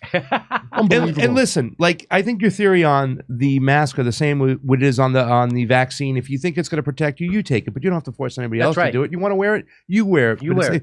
But you know what's never ever talked about? The risk versus reward. reward when it comes to masks. Maybe it's beneficial. It might help you where your spit won't go out. You might not give it to them. But there's a lot of illnesses that come from a mask. No if you're kidding. breathing in your schmutz That's all right. day, you're going to get sick. That's why pneumonias went through the roof. That's right. Bacterial infections. There's Terrible. lots of unintended. And the communication skills for the kids. Of course, there's so really many screwed them up, and nobody talks about that. There's so many bad side effects to masking, and people. And Fauci was right. He said there's unintended consequences. You keep touching your face, so you're getting shit on your face all the time, and then you're breathing in. You get back. It's not good. Yeah. Leanna Wen, when she was telling people we need to encourage people to get the vaccine freedoms, and then she talked about I should have never masked my kid up because something happened with my kid. He had a tick or something. So I mean, we never talk about risk versus reward of that. Remember when people used to blame emojis in hip hop for making kids talk like morons? Yes. It turns out masks. There's masks. None of it compared to the damage of masking the children. None of it. Nobody's got a voice like Alex Jones, so take a listen to him when he has to say about this whole situation. Listen, when he gets it right, he gets it right. Let's hear it. Ladies and gentlemen, I got a call yesterday. An individual was in town, and they wanted to meet with me that I know well, and they are a high-level manager in the TSA. He's really losing his hair. And I went and met with him, and had a cup of coffee with him. And they said, you got to warn people. Put some Tuesday, we got called in, the managers. I like cinnamon on my coffee. And told that by the middle of September, that the new policy is being written, that this is done. They were told this is happening. This is not hypothetical. You will all have to wear masks again, and so will airport employees. Come on. Then by the middle of October, they are going to say that everyone flying has to wear masks. No, come on. And in the meetings, people began to ask them, well, I mean, why is this happening? They said, well, because of the new variant in Canada. No. And because of the WHO, they may, declare this. But regardless, we've been told this is going to happen. So, and then he makes that. Oh, is there more to this? There's more. Okay, keep going. Yeah. And then he did that. They were told, we expect by December a return to the full COVID protocol. No.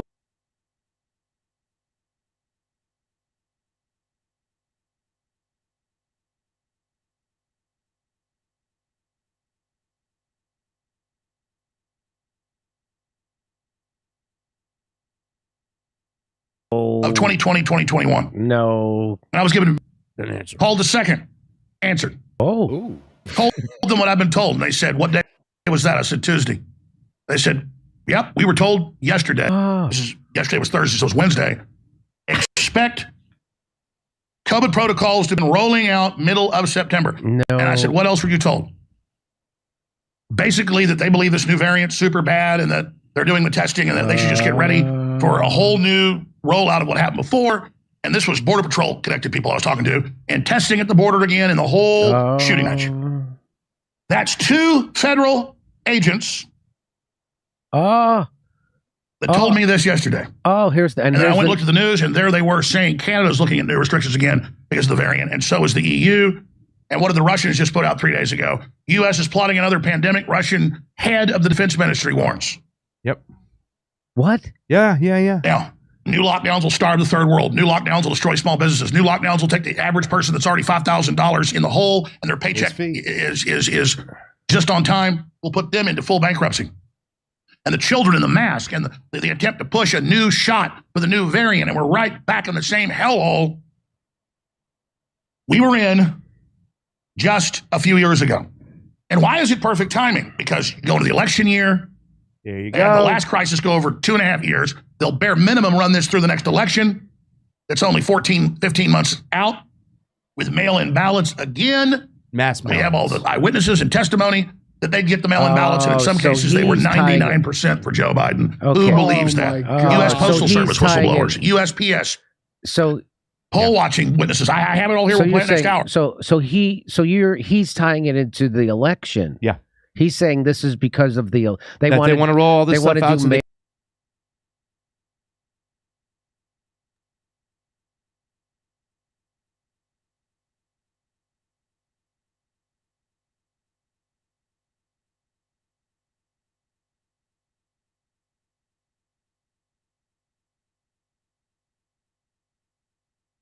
do what they did in the last mass mail-out ballots where they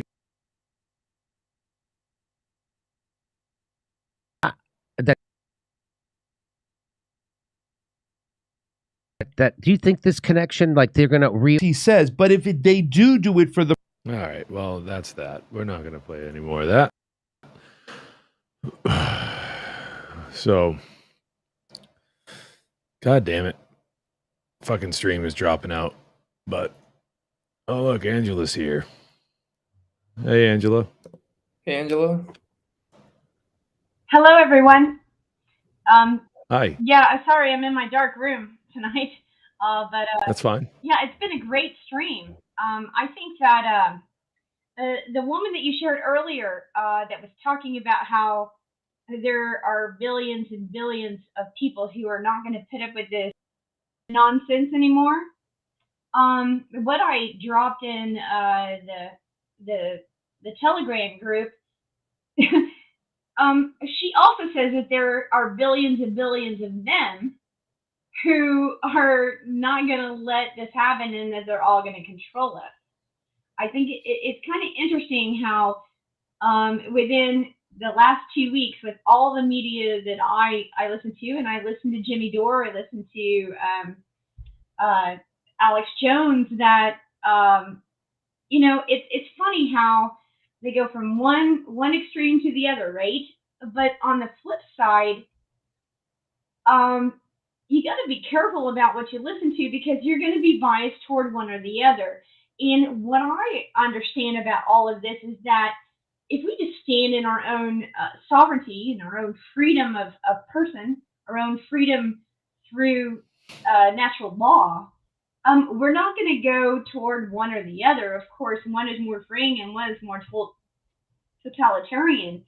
But if we teach people that they don't have to subscribe to the right or the left or the dark or the light or the new age or the old school, religious tyranny, right? That if we all just stand in our own power, we'll all unite. And I think that that's what's important. I think that's the message we need to get across right now, because if people are going to fall back into this mask wearing because it's obvious, the people who want to take control with everything we've seen regarding the fires this year, the heat dome, that happens. Don't get me wrong. It happens every 100 years, and that might be natural, but I think they're adding to it. People are going through right now all over the earth. It's not just in America. I think that, we need to just say, we're not doing it anymore. And, what I found is that when I just stop giving a shit about it and stop entertaining what I'm told, things calm down around me. People are like, I don't care what they have to say, because if I'm going to entertain it in my consciousness, then I'm just perpetuating the fear, the negativity, the left-right paradigm, because it's kind of weird. Even YouTube's algorithm is giving me a lot of left-wing stuff right now. So I'm watching it because I want to see what they think. And they're attacking a lot of people, but it's not because they believe in it's because they're misinformed. But you got to understand that even on the right side and the left side, people won't listen. And so when you get rid of it all, you actually open yourself up to unite. And I just wanted to make it very clear that the COVID-2 lockdown Boogaloo doesn't have to happen unless you prescribe to it. I think that talking about it, worrying about it is different. And I love how Jimmy Dore makes fun of the president because it's funny, but on the flip side, that man was just, he was the Corvette playboy you knew back in the 80s, if you're that old, or the 90s, the ones you saw in the movies that had the big truck with the oversized wheels, that's that guy, overbearing. You know, I got to walk around with my tighties, you know, and show off my my bulge. And no offense to men here, but what's funny about that is that even in the 80s we made fun of that.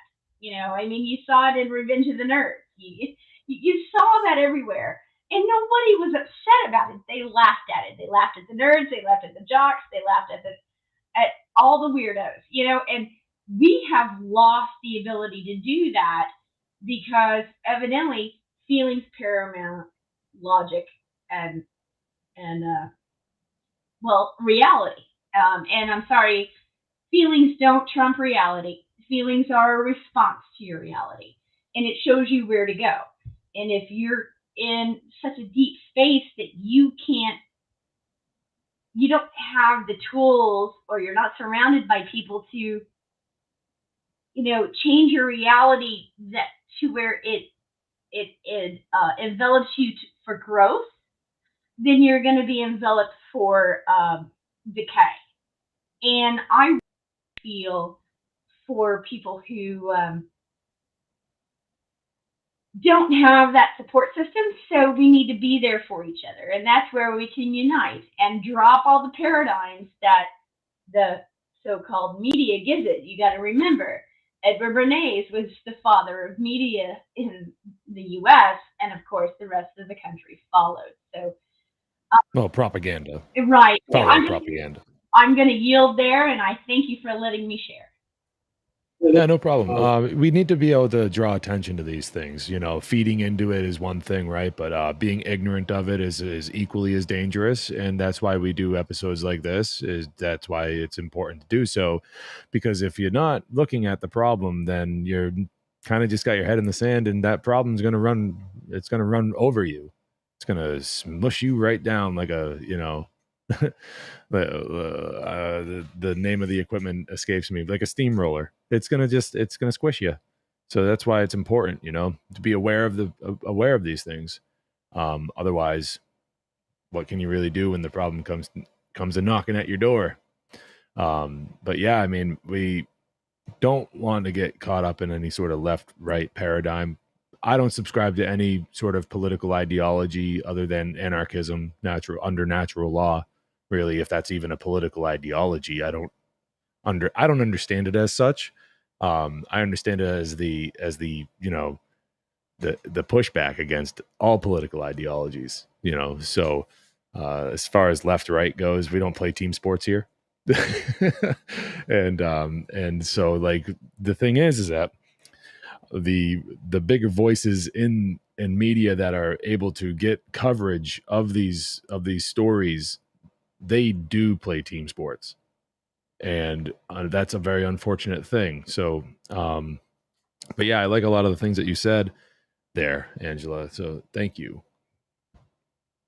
Well, thank you for having me. I'm honored to be on your podcast, and I've been following you for a long time, although I don't always comment and stuff. I try to stay quite busy, but no, I feel privileged to be here, and thank you for allowing me to be part of your audience.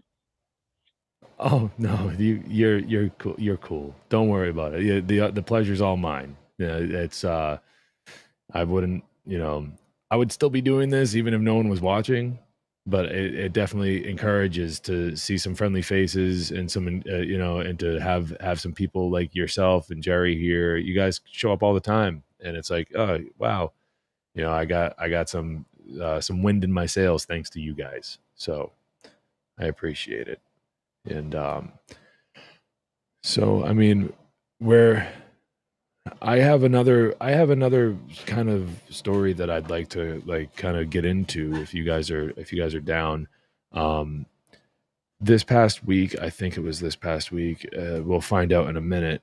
This fella who I already kind of pointed out during the New World Next Week segment that I showed. His name is Scott Gottlieb. And Scott Gottlieb is, well, let's pull up this YouTube video. Hold on here, and we'll play it for the audience and for everybody, and we'll just do it up. see if anybody can catch what I'm talking about here before I point it out. So 10 points to Gryffindor for whoever points out the obvious that's staring us right in the... I'll give you a hint. It happens in like... no, I'm not going to give you a hint. But here we go. For a look at some health concerns on the horizon as we approach the end of summer, including a rise in COVID cases and questions about updates to... Oh, wait. I want to timestamp this. This was 5 days ago. So that's when it was posted. 5 days ago, right down here. It's already got 35,000 views. This is CBS News. Face the Nation. 5 days ago. So let's... vaccines. We're joined now by former FDA Commissioner Dr. Scott Gottlieb. He also sits on the board of Pfizer, and it's great to have you here in person, Doctor. Thanks a lot. I want to start on some news we got Thursday. The CDC announced a highly mutated strain of COVID has just shown up in Michigan, BA 2.86. How concerned does the public need to be? Well, right now, I've talked to a number of virologists who are usually pretty staid, and they're pretty concerned about this. Right now, it doesn't appear to be spreading widely. There's 7 strains that have been identified and sequenced in 5 different countries, so the UK, Denmark, Israel, and now in the US. We don't know whether or not this has been spreading quietly and we just didn't detect it, or it's something that's spreading very quickly. The concern is that when you look at these different strains that have been identified, they're genetically very similar. So that suggests that it's probably spreading simultaneously in multiple countries. Whether or not this is going to be more transmissible than what we've seen before, that's the key question. Certainly at this point, it doesn't appear more pathogenic, so it doesn't appear to be more dangerous, but it may be more transmissible than the strains that are circulating now, and in that case, it could overtake them. It's too early to know. The testing's underway. I think we're going to know a lot more in a week or two, but to, again, put this in perspective, this new variant is as genetically different from Omicron as Omicron was from the original strain that emerged in Wuhan. So this is a highly mutated variant. And that set off some alarm bells at that time. So we will watch this, but for people at home who say, oh my gosh, I've heard someone has COVID, the strain that's causing most infections is not this one. Right. So right now, the 2 strains that are circulating causing most of the infections is what's called EG5. People have probably heard about that. It's called the Eris strain. And this other strain, FL151. They both have a very similar mutation in them called the 456 mutation that allows them to pierce the immunity that we've acquired from prior infections and also from prior vaccinations. So people are getting infected with that. So you can pause it there. If people want to watch the rest of this, I guess they could go and find the link in the show notes so we can stop sharing it. But like Angela was saying, like we just kind of have to live our lives and kind of push through it and not let these, like I'm sitting here going, I didn't even know this was still a thing. Like these different strains that he's talking about, I didn't even know. It doesn't affect me. Is it bad for me not to pay attention? I don't know. But I do know one thing is that like it's not affecting people like me. I would never know. They could just they could just as easily not say anything. You know, so this to me seems like the volume knob being turned up on the fear and being like, oh, we got to start talking about it again. We got to start talking about it again because there's people like James Cordner out there who have no idea that this like 6th or 7th, 8th, 9th, 10th, 100th fucking strain exists, and if he doesn't know it exists, he doesn't know to be afraid. So we got to make sure that he knows that it's okay to be afraid, and that it's like, oh, we're getting toward the holidays. Next year's a selection year. Oh my God, everyone's gonna be freaking the fuck out. And it's like, first of all, bitch, I don't have a family anymore. They fucking abandoned me because I didn't get the vaccine. So that fucking that ship has sailed. And so fuck them. And I hope they get what they fucking deserve. And it's never going to be my attention other than when I get the bitch about them. Well, but anyway, James, may I? Yeah, Angela, cut in. Okay, by all means, so thank you. I used to work for my city through the pandemic, right? And I refused to get vaccinated, and neither did my spouse. And we basically had everything lined up. We had, I have mild asthma. I don't have full on asthma, but I use an inhaler when I need it. Okay, because particulates get to me sometimes, and as you can hear in my voice. Well, my wife had a lung embolism back in the day from an old bruise, and it caused her to have 2 lung embolisms. And luckily, we found blood clotting medicine that was natural and not that crap that they give people on for the rest of their life. Anyway, her embolisms were dissolved, right? And my asthma, I've done my best with it. I mean, it's still there. I can't get rid of it. But what's interesting was that even with our medical, doctor stuff, they didn't accept it regarding the mask. I got written up 3 times working for my city for not wearing a mask. I got warned on multiple occasions for not wearing a mask. I was pariahed for not wearing a mask. And then when 2022 started, I had accidentally taken a sick day when I meant to take a vacation day on my electronic time card stuff called Chronos. And Chronos ate his children in the Greek myth, Yeah. But it's our timekeeping thing. So I petitioned. Chronos is also Saturn. I'm sorry to interrupt. Because I had the time, petitioned to move that sick day to a vacation day. They refused, and they terminated me on Halloween. On Halloween day, on the 31st, because it didn't land on a weekend. The one day that you would be willing to wear a mask. Duh. And it was kind of interesting. So I went to a hearing. I had to have a hearing because I appealed it, and they kept me on, and they paid me for my time. But I appealed it, and it was funny when I found out that I was terminated. The director, the assistant director, and my boss were all sitting there in front of me, and the director says, and he looked at me, and he put on this puppy dog eyes, or this kitten eyes, with the big iris, and the little iris, but the big black, and said, "I'm so sorry that this happened to you." And I looked him dead in the eye. I'm like, please don't lie. It doesn't become you.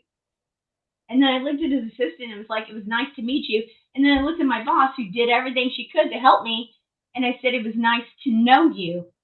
Too bad it's not going to go any further." And I walked out the door. And I'll be honest with you, I worked for them for 7 years. I had a pension. I had a 401k. I had great benefits.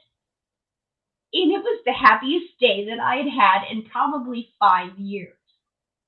So I want to let you know that just because some strife may come to you in this new lockdown that they're trying to create, supposedly I have, it came across my feed. I haven't listened to it, but some of you may know about the Fearless Floyd show.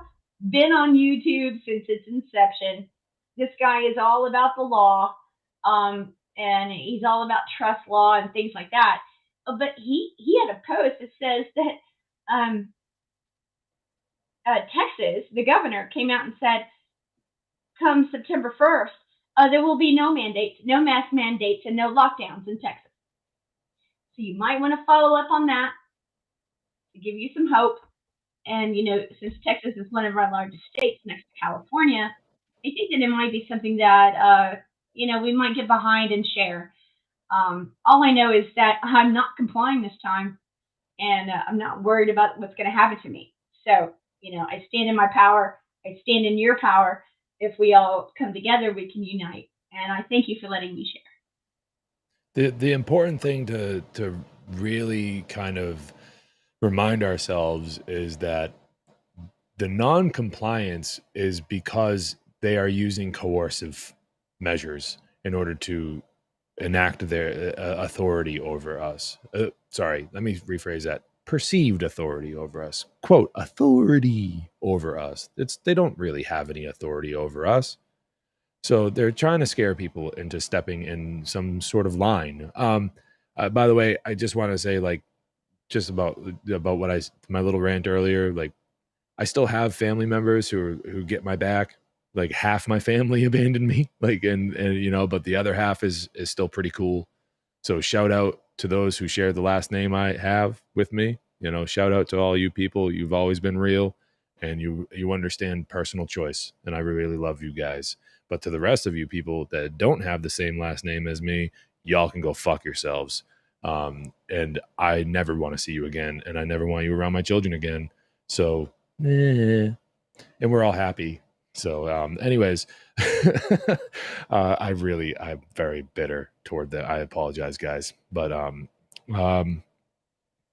so that is, so to not comply, man, this is why I say we have a moral obligation. However you view morality at this point is, to me, a non-issue. Yes, morality is objective. Yes, it does apply to all of us equally the same. Yes, we all have the same rights. Yes, this is all true. I am not wavering on that. However, I am just saying that if you think morality is relative or objective, you still have, that part doesn't matter. You still have a moral obligation to stand up and say no to when they try to do this to us again, because they don't have any right to do this.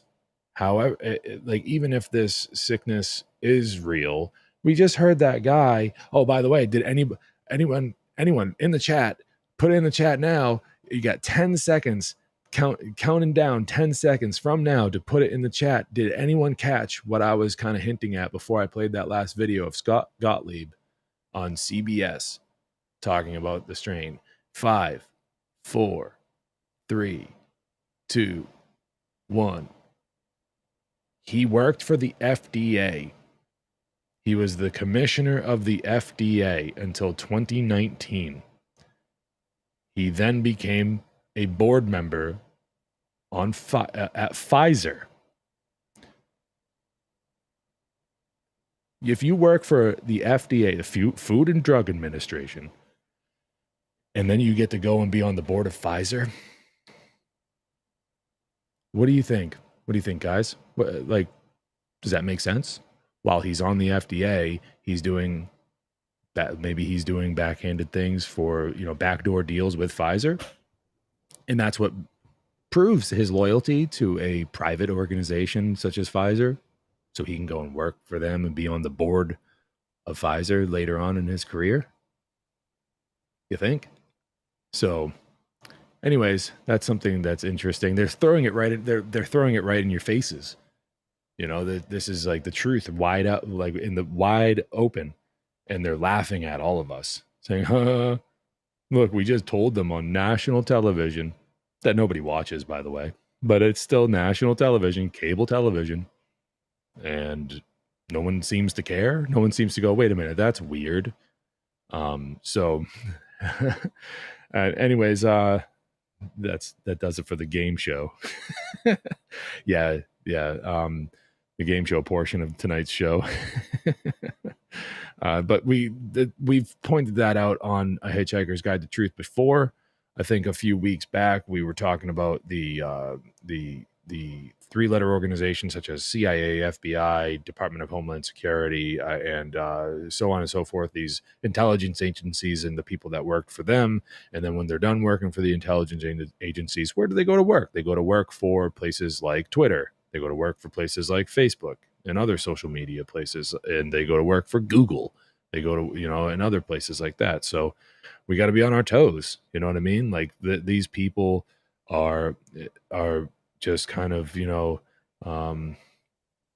they're kind of stitched in to one another, these organizations. And I wanted to kind of like talk about, I guess it wouldn't be so much as it's not that I'm trying to bitch about, any sort of capitalism, because what they're doing isn't capitalism. What they're doing is plunder, which is different than capitalism. Capitalism is basically like a free market. You got a product that, like, you go down to your downtown area in your city or whatever. Like, this is just basic capitalism, right? Not this crony capitalism that goes on with the U.S. government. When a guy like Joe Biden goes, I'm a capitalist, like, he's not talking about the same kind of capitalism I'm talking about. Capitalism can be pretty good, where people have a product other people want, they exchange voluntarily, some medium of exchange, where everyone benefits, and you get what you need, they get what they need, whatever. I don't know what that exchange thing looks like. I hope it's not Federal Reserve notes. I hope it's not like that forever. I hope we can get away from that system. But I mean, it's still kind of like an agoristic kind of sort of capitalism in a way, or a free market, sort of thing. But what we are dealing with now when it comes to, what most people think of when you say the word capitalism is not truly capitalism. It's crony capitalism, it's plunder, and that's what pirates do. So I don't know what do you guys think about that part? I mean, first of all, I just want to close the loop before I throw that to you guys. I just wanted to close the loop on the whole not complying thing. It's like, this is the time, if all of this stuff is really coming down, like now, like it's the time to start. First of all, my advice is always, number one, speak out. It is the most peaceful way to do it. If you're just using your words, saying no, say no. Say, no, you are wrong. I'm not doing what you tell me to do because you don't have the right to tell me to do it. Then the ball's thrown into their court, and they have the choice. You already made yours. You're standing in your power. You have autonomy. You own your body. No one's allowed to tell you what you can and cannot do with it. So long as you're not using your body to harm others, no one can interfere with your actions, right? So if you're standing in your power and you're saying, I'm not going to allow anyone else to potentially harm me, and coercive use of force, coercion is a form of harm. Saying you have to do what I'm telling you to do simply because I'm telling you to do it, that is a form of harm. They don't have the right to do that. And so if you're saying no to that coercion, then you're in the right.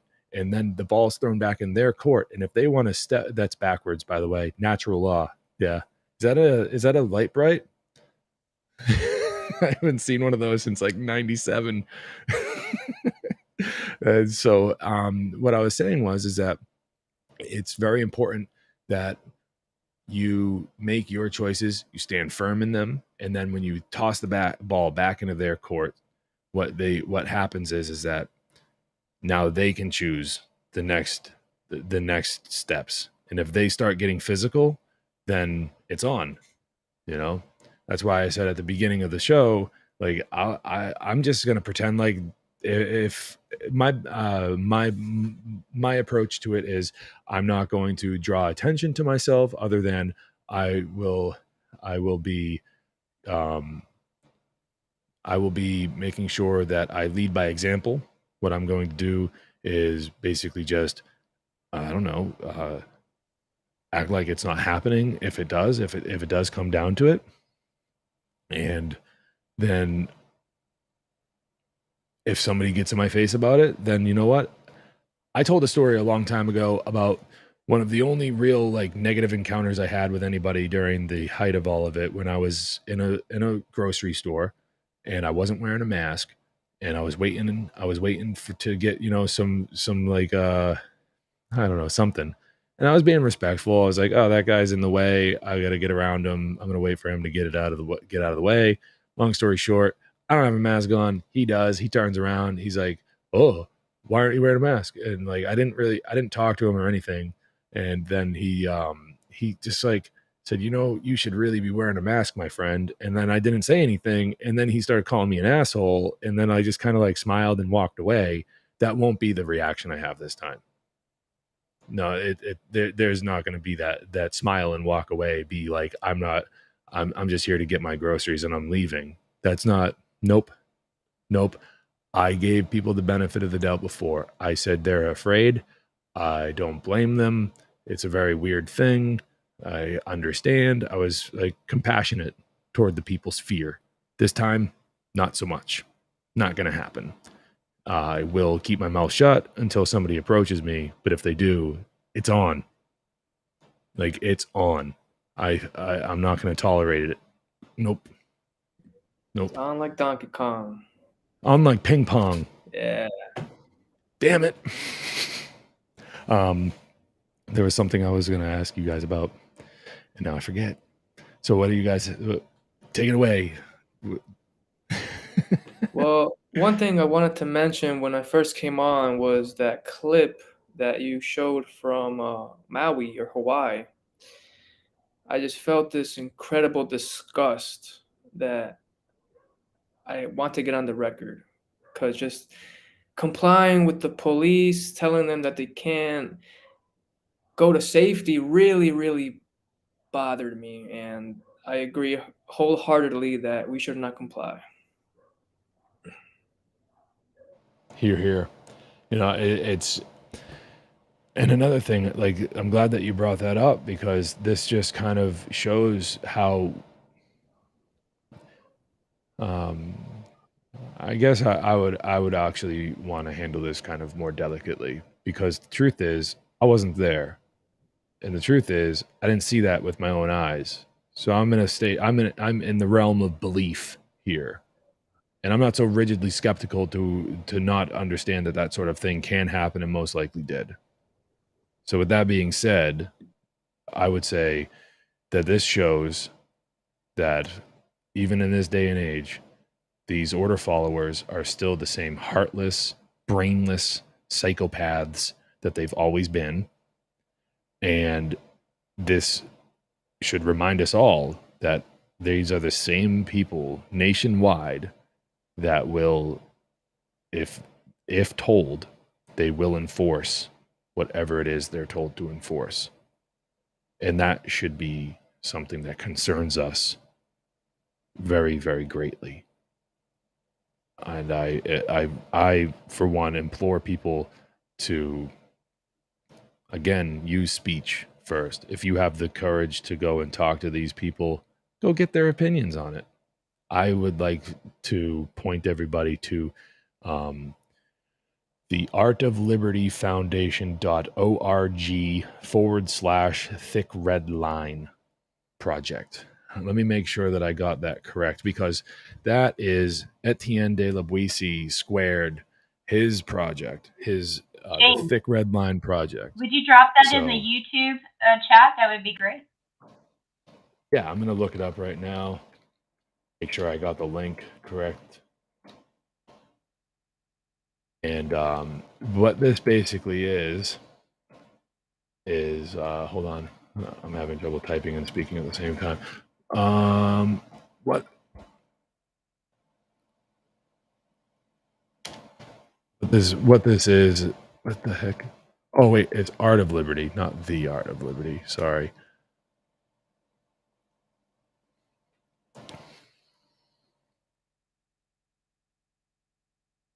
So what this basically is that come on.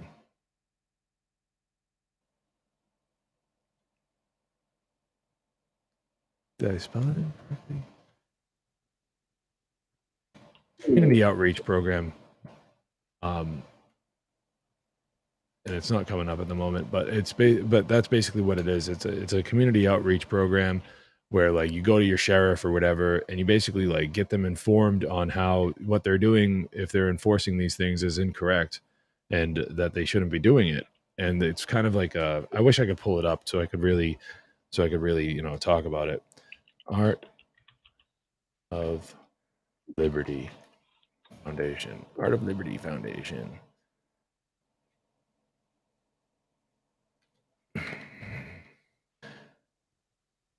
Doing it live, folks. Right? Doing it live. Here it is. artofliberty.org. I had it wrong. Thick Red Line Project. There it is. Projects. Thick Red Line Project. So let me bring this up. I'll share it live on the air. And this is Etienne de la Boissy squared. I really admire this guy. He's a good friend. So the Thick Red Line Project is an effort to restore respect for law enforcement by abolishing victimless crime. Victimless crimes are not really crimes and make the cops the criminals. A real crime, by definition, has a perpetrator and a victim. Murder, assault, rape, theft, and extortion are all obvious crimes because there is a victim. Politicians and bureaucrats frequently institute illogical, immoral, and counterproductive laws, or politician scribbles, that penalize peaceful, nonviolent people for quote-unquote crimes that have no victim. Drug possession, gambling, and making arrests for ignoring COVID-19 lockdown and social distancing orders are examples of victimless crimes where politicians attempt to get the police to use violence immorally and preemptively on overwhelmingly peaceful people, frequently to raise revenue or enforce their version of morality on a population. When the police use violence and coercion against peaceful people for victimless crimes, there is Simply no way to sugarcoat this. It makes the cops the criminals who are engaged in kidnapping and extortion under the color of law. The Thick Red Line Project is an organization is organizing the police to say no to the organized crime government on lockdowns, mask mandates, and other victimless crimes. But James, I thought you are an anarchist. What do you mean you're talking to the cops? What do you mean you're advocating for this? Well, I for one have the I have the line of thinking that when a child gets kidnapped, or a woman's getting beat by her husband or her spouse or whatever, when there's violent things going down, we have the natural law right to go and defend others.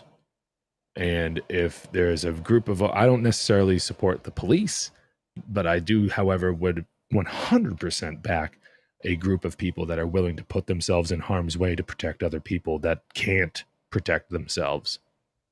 Because we have the absolute natural law right to do so for other people. Come to the aid and defense of others if and when they aren't able to come to the aid and defend themselves.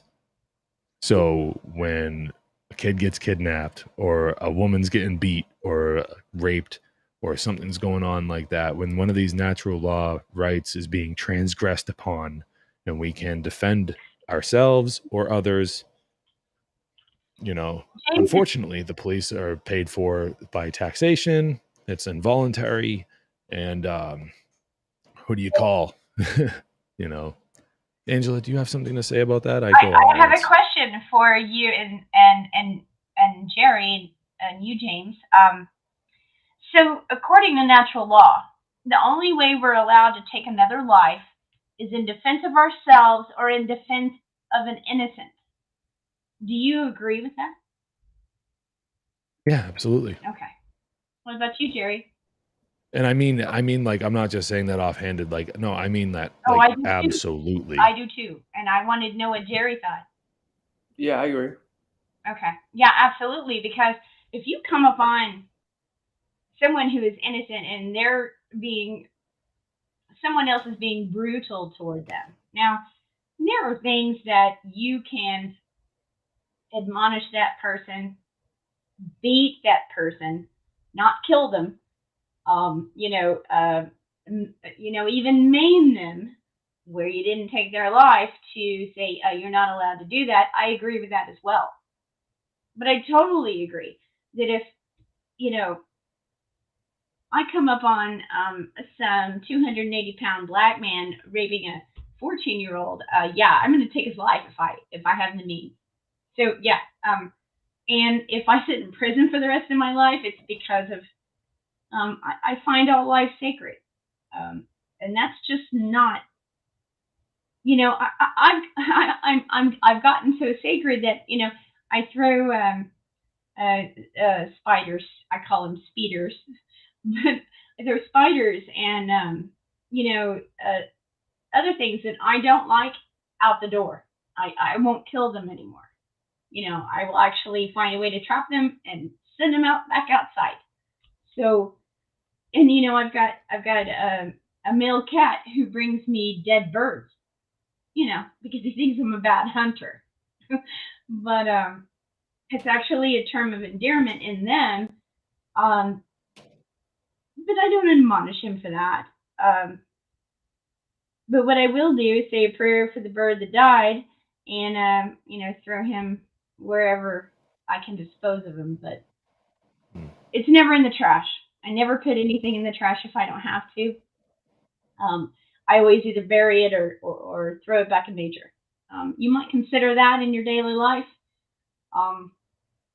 Anyway, thank you for answering the question. Yeah, I mean, it's wow, that answer came pretty easily, right? But I mean, there's been a lot of thought put into that before you ever even asked it. It's, I do a lot of thinking about these things, and it seems to kind of be, it almost seems to be correct to kind of expound upon why I answer like that. I mean, and also to kind of like also get into a little bit of the nuance of it. Now, I would have to know. that what I'm doing is correct. I can't just, that's where it becomes tricky. But if it's a clear violation going on, then yeah, you do what's necessary to stop the violence. That's the correct answer. So I mean, up to and including using deadly force to stop a violent action from going on. Now, there's pretty clear-cut instances of violent action where there's no question of what's going on. Even if the way the interaction between two other people started differently than how it looks like it's going in the present moment. Say the person that's being just absolute, like I mean, there's a point where even defensive use of force, it's like, guy, calm down. Like you've made your point. And this is just my personal opinion, but like if it looks like somebody's like, I mean, yeah, I think that man, it was easy to answer, but now I'm thinking about it. I'm starting to think about it some more on the spot. And I'm just like, well, maybe there's some detail in there where it's like, oh wow, perhaps you don't really know who started it, who's defending, and who's being the violator, and that's where I think you have to back off and stop the violence first, and then hopefully get down to the cause. If it's unconclusive, you get to walk away. But you always know, and we've seen this even in our party days, which I know most of everybody listening has had, that when you come back, you're going to see that violence again. But it may be in another form, but you're going to see it. So we always have in the back of our mind when we walk away from something where we don't know who started it, that, hey, I'm just going to keep an eye on them because I want to make sure that no one dies. Right, and that's where natural law comes in with the discernment, with the trivium, with the quadrivium, with having logical thinking, because you would never want to accuse somebody in error, right? Of course, we don't ever want to do that. But it happens all the fucking time, right? I mean, we see good people go to jail for life or even get the death penalty when they've been accused innocent. And it happens all the fucking time. According to the thick red line and any audit channel, regarding the court system or law enforcement. So all I know is that natural law takes, logical thinking, discernment, and it also takes objectivity. You cannot be biased in that, because if a crime was committed, whether it be against natural law or whatever is supposedly written down by man.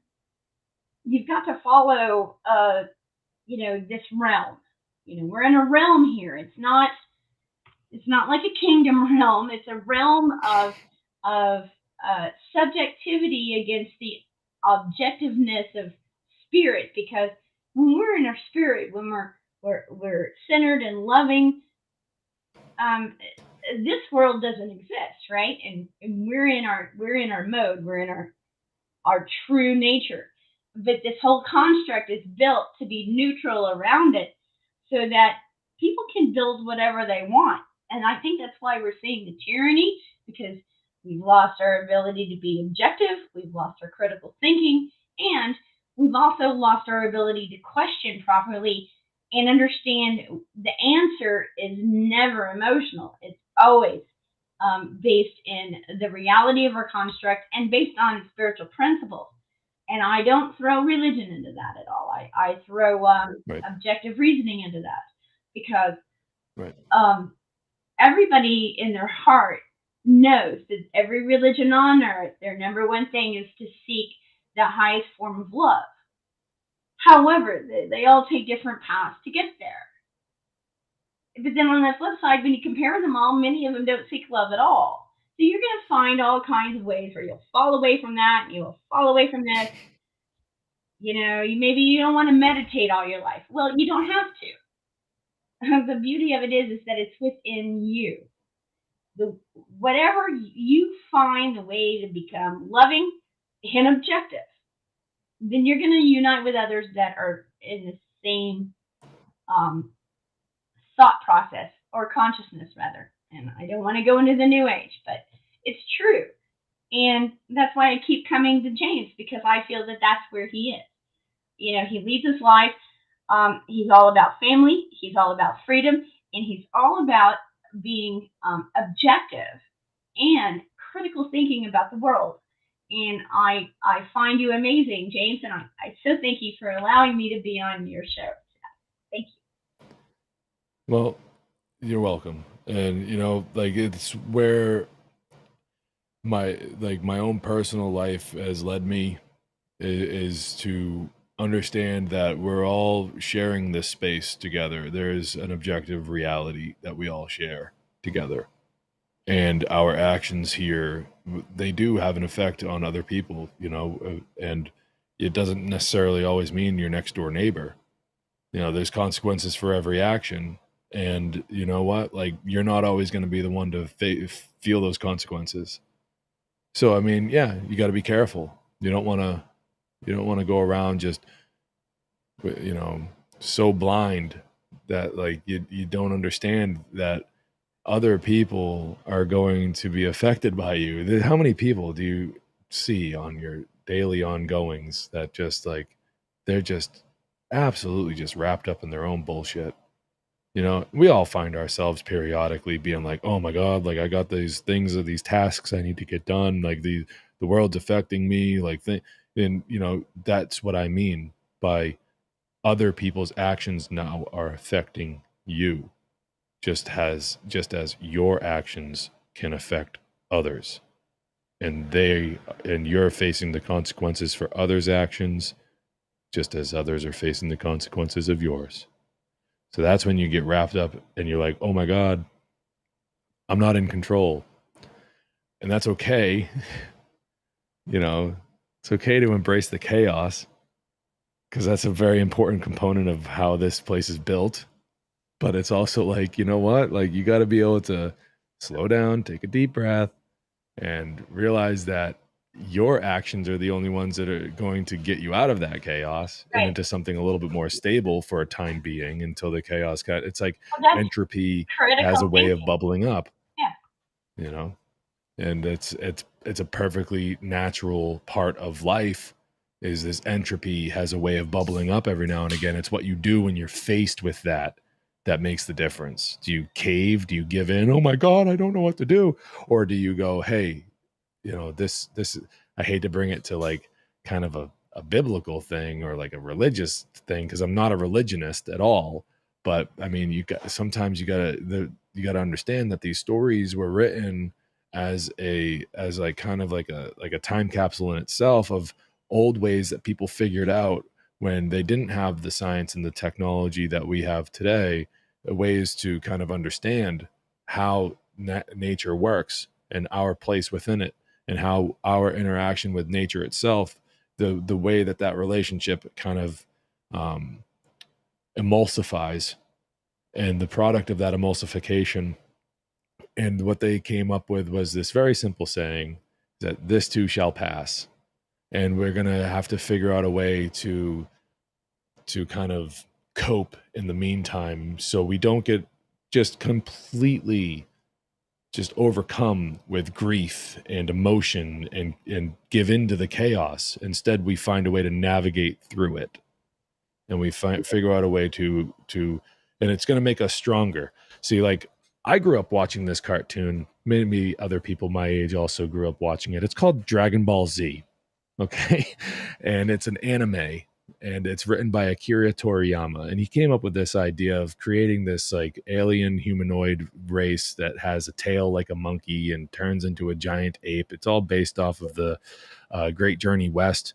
That's an old Chinese or Japanese story about the great monkey king Goku, who travels west or whatever. And like, anyways, Son Goku is the main character of Dragon Ball Z, but he's a part of this race called the Saiyans. And the Saiyans, what happens is every time they get into an extremely difficult battle where they almost lose their lives, when they heal, they're like 10 times stronger than they were before the battle. It has nothing to do with lifting weights or anything like that. It's just something about their physiology that when they're done with that battle, they're stronger. So what I'm drawing here is like this idea of like, we have to find strength within ourselves to get through the chaos and to get through it all in order to come out the other side even stronger, because it's a test.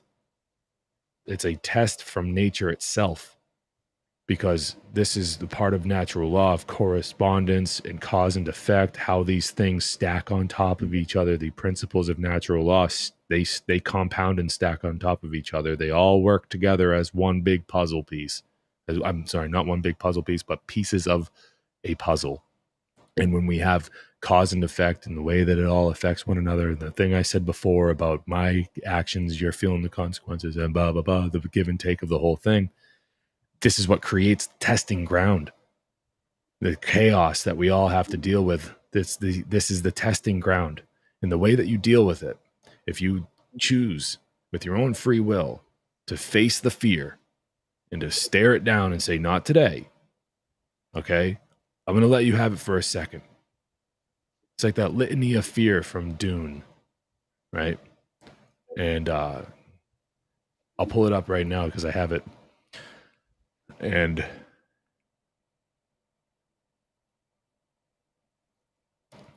James, may I say, please also know that any fear that you have regarding anything coming up or any uncertainty you might have, fear is an acronym for false evidence appearing real. Yeah. And appearances are everything in this life. So when you're objective, you have the ability, with the critical thinking that comes with objectiveness, to pierce through the falsity of anything appearing real to you. And believe me, I am one of the most stubborn people on earth, and it's taken me some time to learn some truths about this life, but I think we all have been through that. So don't lose heart. Just remember that fear is false evidence appearing real. And if you can keep that in your mind and be objective about what you're looking at and say, does this really work in my life? Then just don't comply. I yield. So the litany against fear from Dune goes as follows. I must not fear. Fear is the mind killer. Fear is the little death that brings total obliteration. I will face my fear. I will permit it to pass over me and through me. And when it has gone past, I will turn the inner eye to see its path. Where the fear has gone, there will be nothing. Only I will remain. So did she drop out? She just like, I'm out of here. Oh, she did? She waved goodbye? All right. Strange. But that's okay. People do what they want to do. But, so with that about Dune, facing fear and just getting through it, it's not going to be something that is done without effort. And this could very well be the test that we're facing with like all this new stuff about COVID and all the things that they're like choosing to try to do to us, the supposedly unsuspecting masses of people out there. And we have an obligation to say no. We have an obligation to break the mind control programming that they've been trying to pull over us. And to say no. Lead by example. So another story that I like to tell, one of the only other interactions I had with anybody inside of a store while I was not wearing a mask and others still were, like in droves, still wearing masks, is this story, and it's inside the same grocery store as the guy who decided to flip out at me, and I just smiled and walked away. I had a different interaction with this other gentleman. He had his, looked like 4, maybe 5-year-old daughter sitting in the cart, and I was across the aisle, pretty wide aisle, and he's got a mask on, his daughter's got a mask on, And I just was like one of the only people in the store that didn't. And he looks over at me, gives me a thumbs up, and he goes, I wish I had the balls to not wear a mask. And I looked at his daughter and I looked at him and I said, you do, just take it off. And I did that. I was just like, just take it off. You don't have to wear it. And he goes, he did this whole like, well, you know, you got to do what you're told.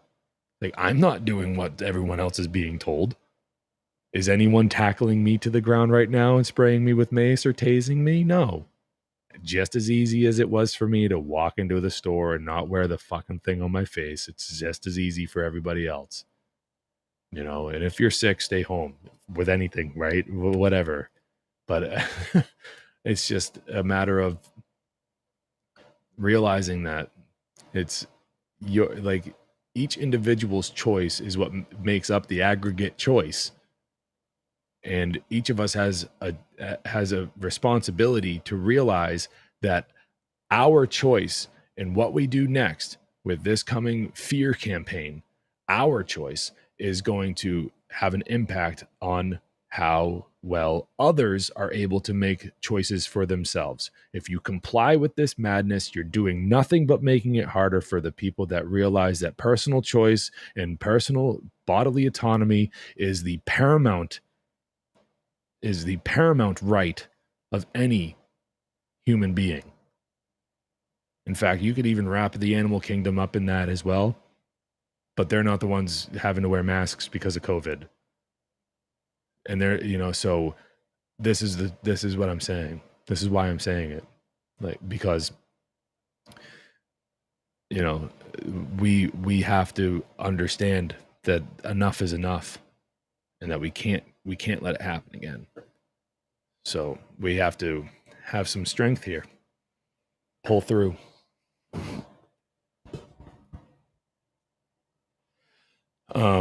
Next on the show, unless Jerry, do you have some things that you would like to say?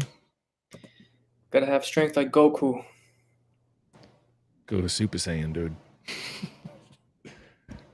You know, so next on the show, I made a promise I would play this, and I'm going to. It's the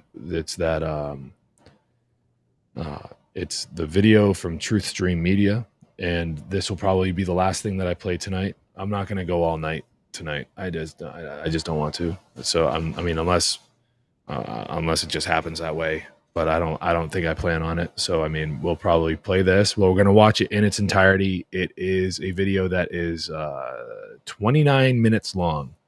So we're going to watch it in its entirety, because what's going to happen is on the other side of this video, the people that choose to listen or watch this video are going to have a better understanding on how cults are created.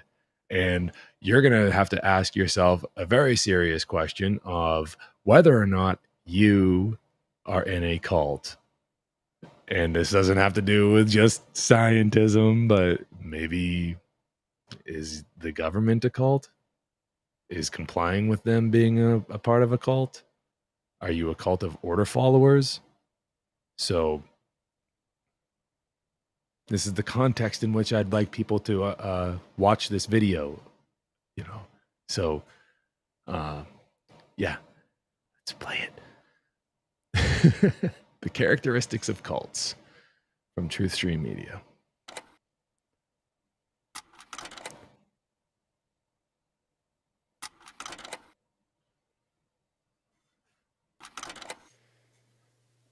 Hello, everybody. So, Hello.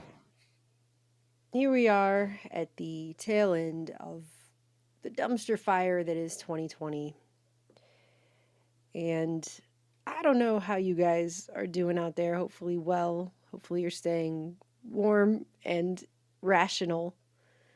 It's been a real dark night of the soul kind of time over here for us personally. A lot of things that we've tried to just push down with work, lots and lots of work, to kind of try to push certain things that have happened away, try to not deal with them. All those things are coming right back. So the lesson there is you can't do that. You could try to push things down and ignore things. It doesn't work though. Eventually, all that stuff is going to blow up in your face. What I'm going to say right now, I haven't really prepared. I've got a few things I want to read to you, but I haven't really prepared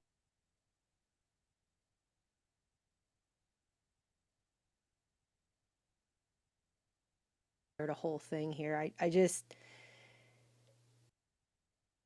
And I've noticed that's the thing right now.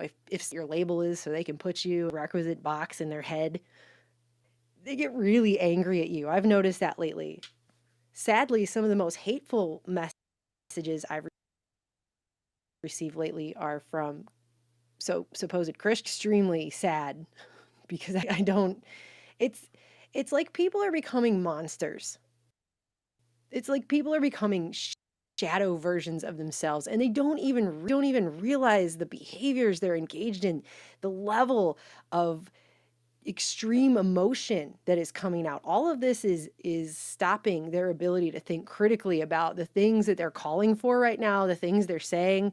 It's as if they have exited reality, even the normal reality for themselves, and they are now in some shadow land. So this was sent out a little bit ago by our good friend Gons over at Face Like the Sun. The same people warning about martial law coming to America in 2011 are now pushing for it in 2020. This is kind of the point that I'm making.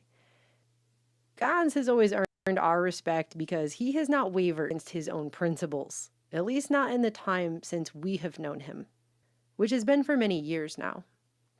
Unlike other people that we have known, who, if you went back to 2011 and pulled up supposedly stood for and the stuff that they were telling people, and you jump cut them to things they've been saying in recent years, you would be flabbergasted. Your mind would be blown at just the 180-degree complete switch over of all morals and values, just completely flipping. Just does not stand for any of the stuff they supposedly stood for in a way that is just utterly pathetic. And it kind of makes me sick because certain people who do things like that just so happen to be in positions of influence. And I mean, I have seen people who are saying things, they sound crazy. They just sound crazy now. They have been whipped up into an emotional frenzy. And it's like they've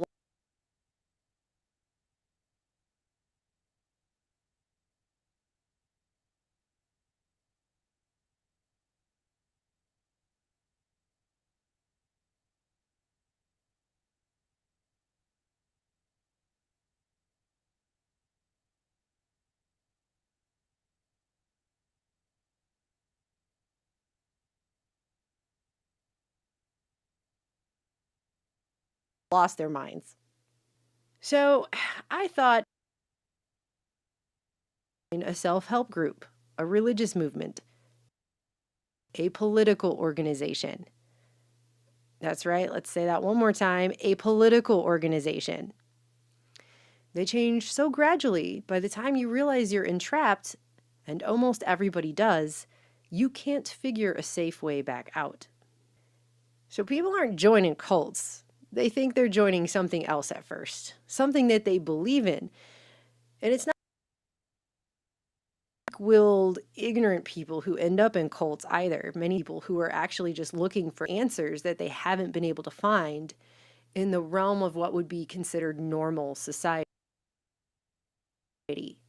It's part of the we're seeing right now with the idea that questions official narratives is treated like a crazy person and an idiot for asking, and the teacher would say something like, there are no stupid questions, right? Well, that has certainly changed in the last 10 years of social media, hasn't it? Now there's all kinds of questions that just really aren't even allowed to be asked apparently at all. I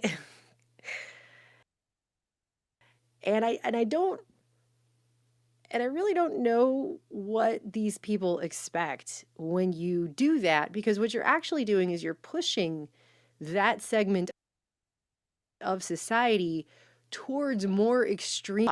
That's what you're actually doing, not allowing a space for people to question things. And that's where cult leaders like to hang out. They like to be right there outside the gate, catching all the people who get off the bus, right? I mean, it's literally how it was in the 70s, right? They used to hang out in Greyhound bus stations and recruit people. Now it's a little bit different in the digital era, but it's basically it's the same. It's the people who start to step off of, wait a minute, this isn't what I thought it was, or I have questions, or, whatever. And then they start to look for answers outside the realm of mainstream media narratives and official government narratives. And there just so happens to be some cult leaders. They wait right outside that gate. They're just waiting right there to hook those people and suck them in. That's how it works. So society is actually forcing people out into the fringes where those cult leaders can then prey on them. It's a formula, actually, almost seemingly to push people towards these cults. So let's talk a little bit about the characteristics of cult leaders. And I'm going to be quoting a lot from Dr. Janja Lalich. She has a PhD in human and organizational systems from Fielding Graduate University. But she also spent 10 years, starting in the 70s, as part of a radical Marxist-Leninist group called the Democratic Workers' Party in California, which she later came to believe was itself a cult. She would have to store questions and doubts in the back of her mind because she was unable to express them at the time. And she became a high-ranking member in that group. She worked long hours. She had little contact with outside people. She also claims that ex-members were harassed and attacked and that she felt increasingly threatened. And when the group was eventually dissolved, she was finally able to leave it. And then after that, she began educating herself on cults. And now she's considered an expert on that. I found this article on Refinery 29 where they're talking about the 4 personality traits that cult leaders have in common. So first, cult leaders are typically described as charismatic, at least to some of the people who would become followers. And Dr. Lalich says that what appears to be special to one person might not really be all that alluring to others, but it comes down to this cult leader finding people who respond well to how they present themselves or the information they present. So that's how it starts, is you just need one person or a few people to go, you know what, what you said is right. I totally believe that. Yeah, you really are a genius. You really are getting messages from God, whatever it might be. Whatever it might be. And then from there it grows. From there it grows. And then they bring people in. And then this sets up something that Dr. Lalich calls charisma by proxy, which refers to the leader's inner circle taking up that cause and spreading it to a wider range of people than the cult leader themselves would be able to appeal to effectively. And the thing about cult leaders and the charisma is these people figure out what people want to hear, and then they say that. Match up with their words. They're just telling you stuff that you want to hear. And then people want to believe it so badly because it's what they wanted to hear that they will then rationalize away all of the stuff that happens that makes it so that those things they want to believe aren't actually true. All the warning signs that that person's just all talk and is actually the opposite of the things they're trying to claim. People will just rationalize that away and make justification for all the negative things or the warning signs. Second, leaders are usually narcissists. So narcissistic personality disorder is defined as a mental condition in which people have an inflated sense of their own importance, a deep need for excessive attention and admiration, troubled relationships, and a lack of empathy for others. It is super fun to be around this kind of person. And I am being completely sarcastic. It's a nightmare to be around a person with NPD. It is awful. You live in it's a revolving door clown circus of never knowing what the hell is going to happen next. It's scary. Those people are scary. And they have no empathy. And that's the thing. And you never know. You just never know it's going to happen. You just don't. These individuals who are usually sociopathic, they have an ability to know what people want to hear, right? So they create a message that's going to resonate, at least with some people. And they're able to, they kind of know how to push your buttons. They're very intuitive in a way. But they're also very demanding. They're very erratic in their behavior. So what happens is, one day the leader might be in a really good mood and everything's hunky-dory, but then in a flash he could turn and things could get very mean. That keeps the members on their toes, right? You're like walking on eggshells. You never know which it's one like is going to appear. relationship. Yes. You'll know this person pretty easily too, because they had to be the center of attention all the time. And so they will be continuously interrupting other people, being the loudest person in the room. It becomes pretty obvious when you start to think about that set of characteristics there. There are some people that definitely fit that definition to a T. Dr. Lalich says they demand extreme loyalty. So that's the biggest point, is that cult leaders don't allow criticism. And they seek to control everything that goes on with the narrative there.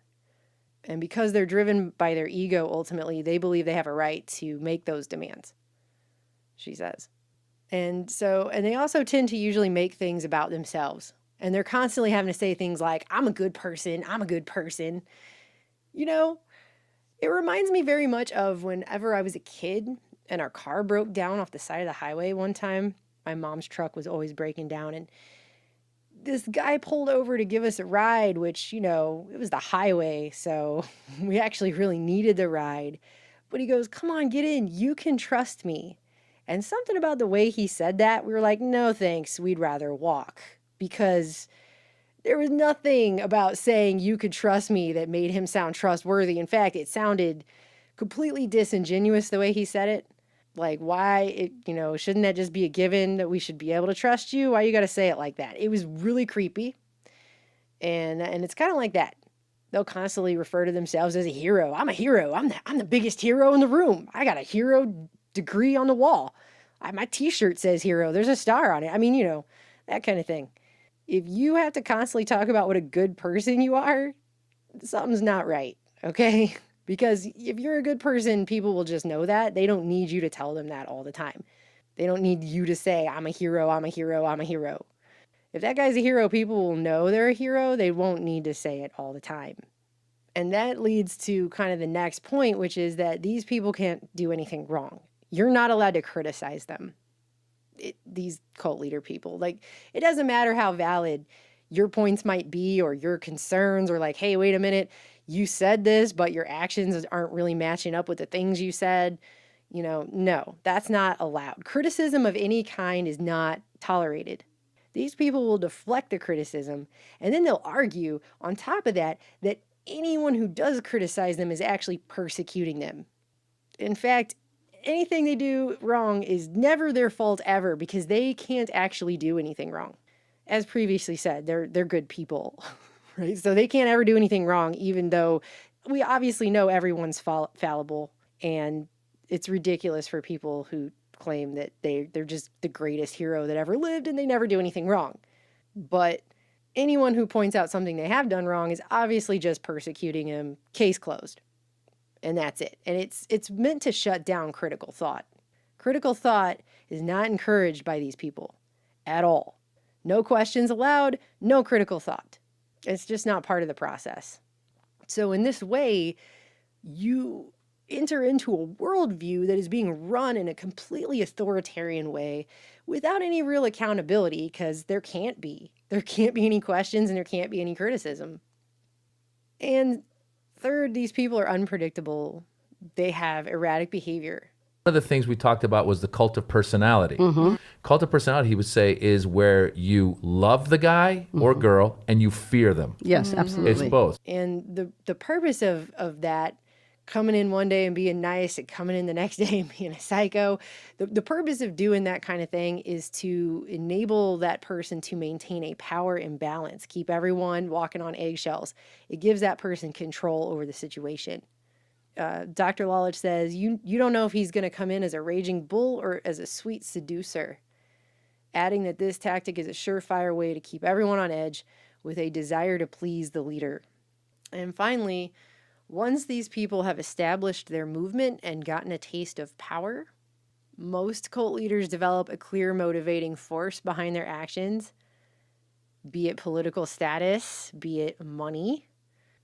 And even if they claim to be working or speaking for a higher power, it's far more likely, if you just take a real look at what's going on, that what they're really doing is serving their own ego. Dr. Lalage says they don't have any shame. These people also have a propensity for angry retaliation and retribution to anyone they deem a threat or who would point out their fallibility. Anyone who would speak out against them or question them or criticize them at all, because those people are persecutors, so they get to be attacked, and angry revenge gets to be taken against them, and that's justified because they're the persecutors or whatever. So that's a cult leader right there. Those are some of the characteristics of a cult leader. The one that's most concerning, I feel like, is the one where you're not allowed to question anything. Characteristics of cult followers. Obviously, first, you have excessively zealous people who are unquestioning in their commitment to a leader who don't have the ability to criticize or to ask questions. And if and when the cult leader, does something insane or that goes against what they should supposedly be standing for, the followers will always find a way to rationalize and justify that behavior away. As mentioned earlier, the cult satisfies a follower's need for something, be it a sense of purpose or the answers that aren't being offered anywhere else or seemingly aren't being offered anywhere else. And it's a sense of community with people who have similar beliefs as well, because humans are social creatures. We don't want to be alone in our thought. It makes you feel crazy when you start to question things, you feel alone. So it's good to find a sense of community there. But the problem is that if you just get a feedback loop or an echo chamber of crazy going around, that's not really an answer. And then everyone's just justifying what should be completely unjustifiable things. But if members feel like their concerns aren't being met anywhere else, you could see how those people would easily be ensnared by a cult with a leader who is saying the things they want or need to hear. And cult members are typically fed on extreme emotions. It'll be things like greed, vanity, it can be love, but a lot of times it's guilt and fear, and especially fear, to maintain the following, because fear is especially powerful. What cults use are basic social psychology, right? All of the things we respond to all the time. Guilt, shame, fear, love, anger, right? All of those mechanisms, emotional pulls that we've responded to our whole lives. Very rarely will a cult have to give you drugs or do something like that. Right. They don't need to do that because basic social psychology works. It's all about coercive influence, right?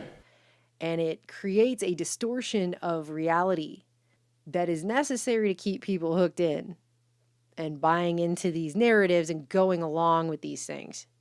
Is just to hit the fear button every day for hours a day, just beep, beep, beep, beep, beep on that person.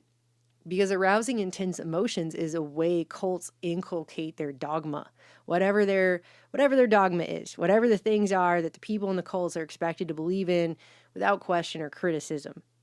And once people are taken down to that base emotional response level, all the critical thought stops right there. Because they are just responding emotionally, so they don't have the ability anymore for critical thinking about some of the things that they're saying. And some of the things I've heard here recently are they just sound insane. It just sounds crazy. But they can't see that because they've been fed in, their mind has been fed into this fear box and they're just living in there.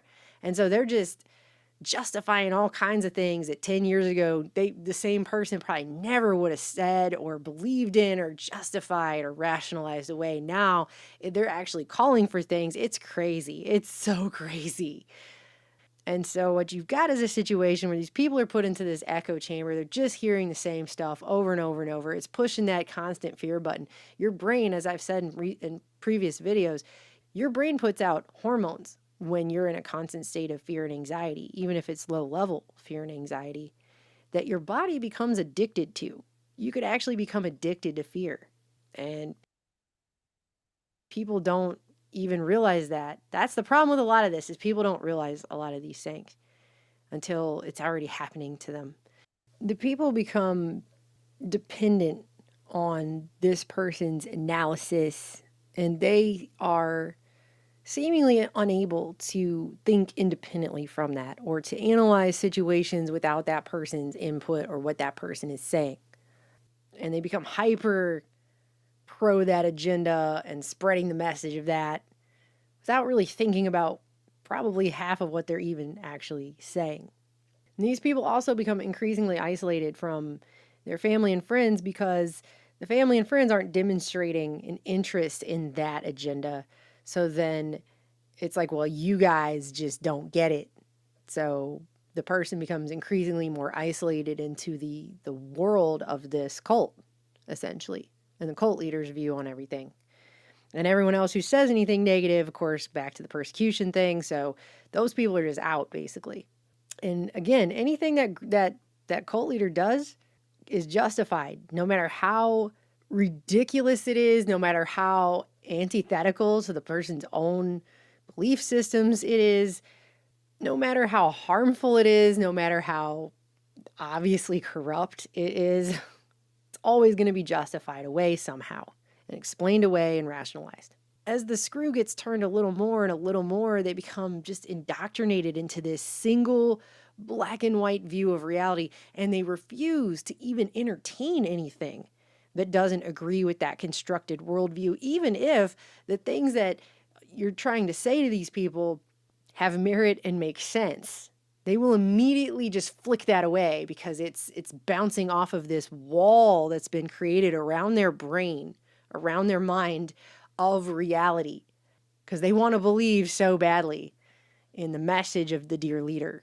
So it's a total closed-mindedness that sets in here. It allows these people to rationalize away their own doubts and concerns, anything that might eat away at that worldview. The hardest part in doing all this research is realizing how these things have affected us personally here in the past. I coming to this point of doing this research, this is, I've done so much research on the mind and the brain and things, and now to get to this point in my life and be able to see this now for what it is, I am so, I don't know, you guys, I've been I've been crying a lot lately, just coming to terms with the fact that this kind of situation worked its way into my life years ago. And I don't know what to tell you, because I mean, I was book smart. I thought I knew things, but I did not have any idea the psychological black basket to hell that I was about to get into with this type of situation here. And now that it's been many, many years, I can stand back and look at it all and take it in. And it's just, it's unbelievable how this works. How people, normal, average people, can be fed into a totally extremist worldview that should actually go against the things that even they have personally stood for in the past. And I have seen so much hate lately, so much hate. I mean, like I said, it's as if people are being turned into shadow demons of themselves or something on the Facebook and the Twitter and the Instagram with the comments that people are making at each other. If one person doesn't totally buy into or has questions about the other person's beliefs. If what you believe is true, then you shouldn't get angry if anyone has questions about it. That shouldn't upset you to have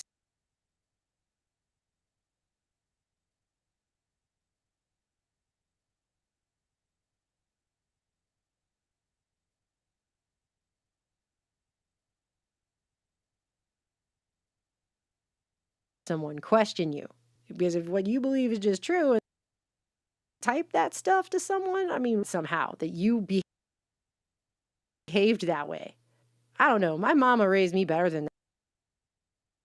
I can't believe it. You know, I don't think politically, spiritually, I don't think that's an excuse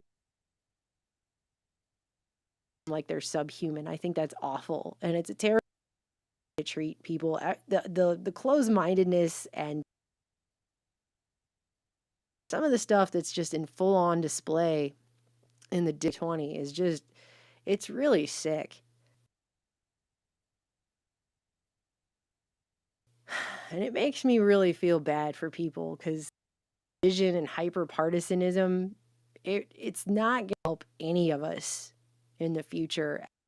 It's not going to help the way that people are treating each other. When we need understanding and open-mindedness more than ever, I am seeing more hatred and closed-mindedness than ever.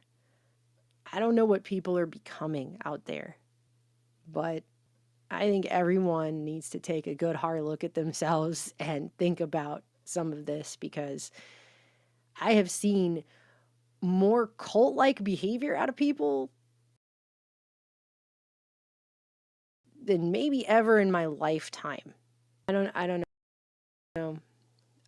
I don't know what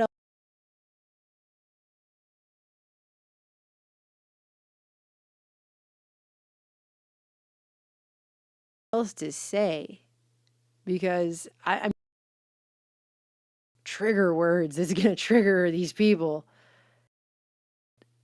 I've got family members, by the way, who are big right now.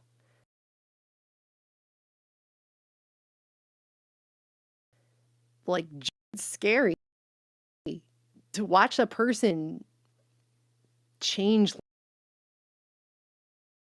like that and start supporting not that long ago. I mean, you're being led so far off the path. You were being led far down a really dark road.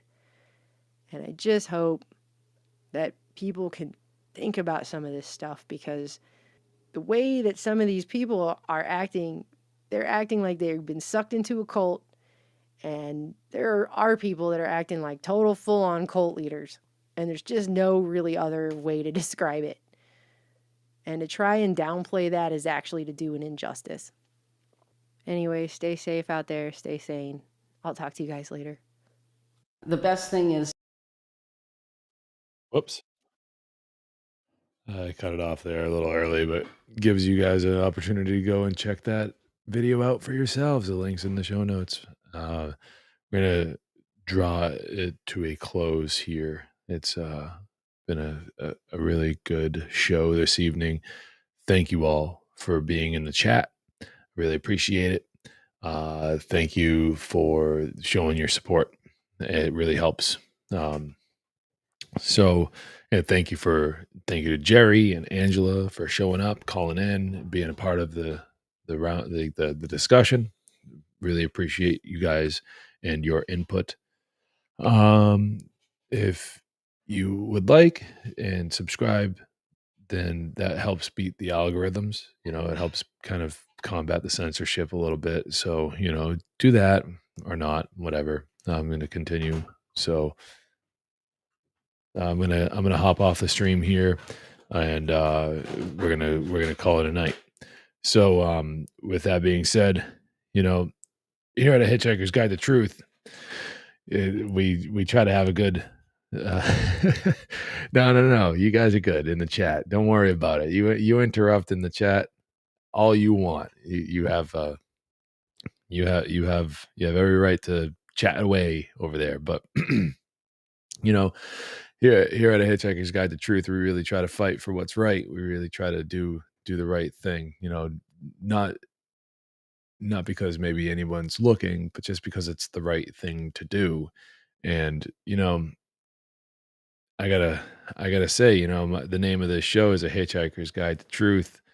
And as it's been said in the past, there's only two mistakes that you can make on the path to truth: is not starting and not going all the way. But that's the funny thing about hitchhikers, is that you don't always bring them all the way. Sometimes you only bring them a little further down the road. And that's what we aim to do here at A Hitchhiker's Guide to Truth. It's just to bring you a little further down the path to truth, get you a little further down there, because we're all making this journey at our own pace.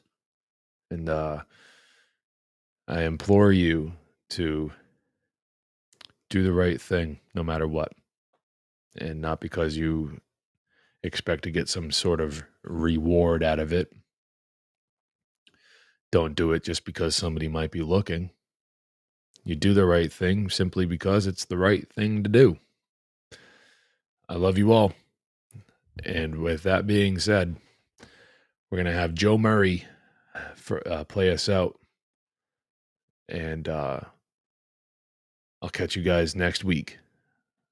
Same time, same place. And in the meantime, well, I think next week is when I'll roll it out. But I have a gilded server ready to go, and I'm just wondering how I should roll that out. But that's for me to think about. So in the meantime, you guys, just be safe out there and stay vigilant. Peace.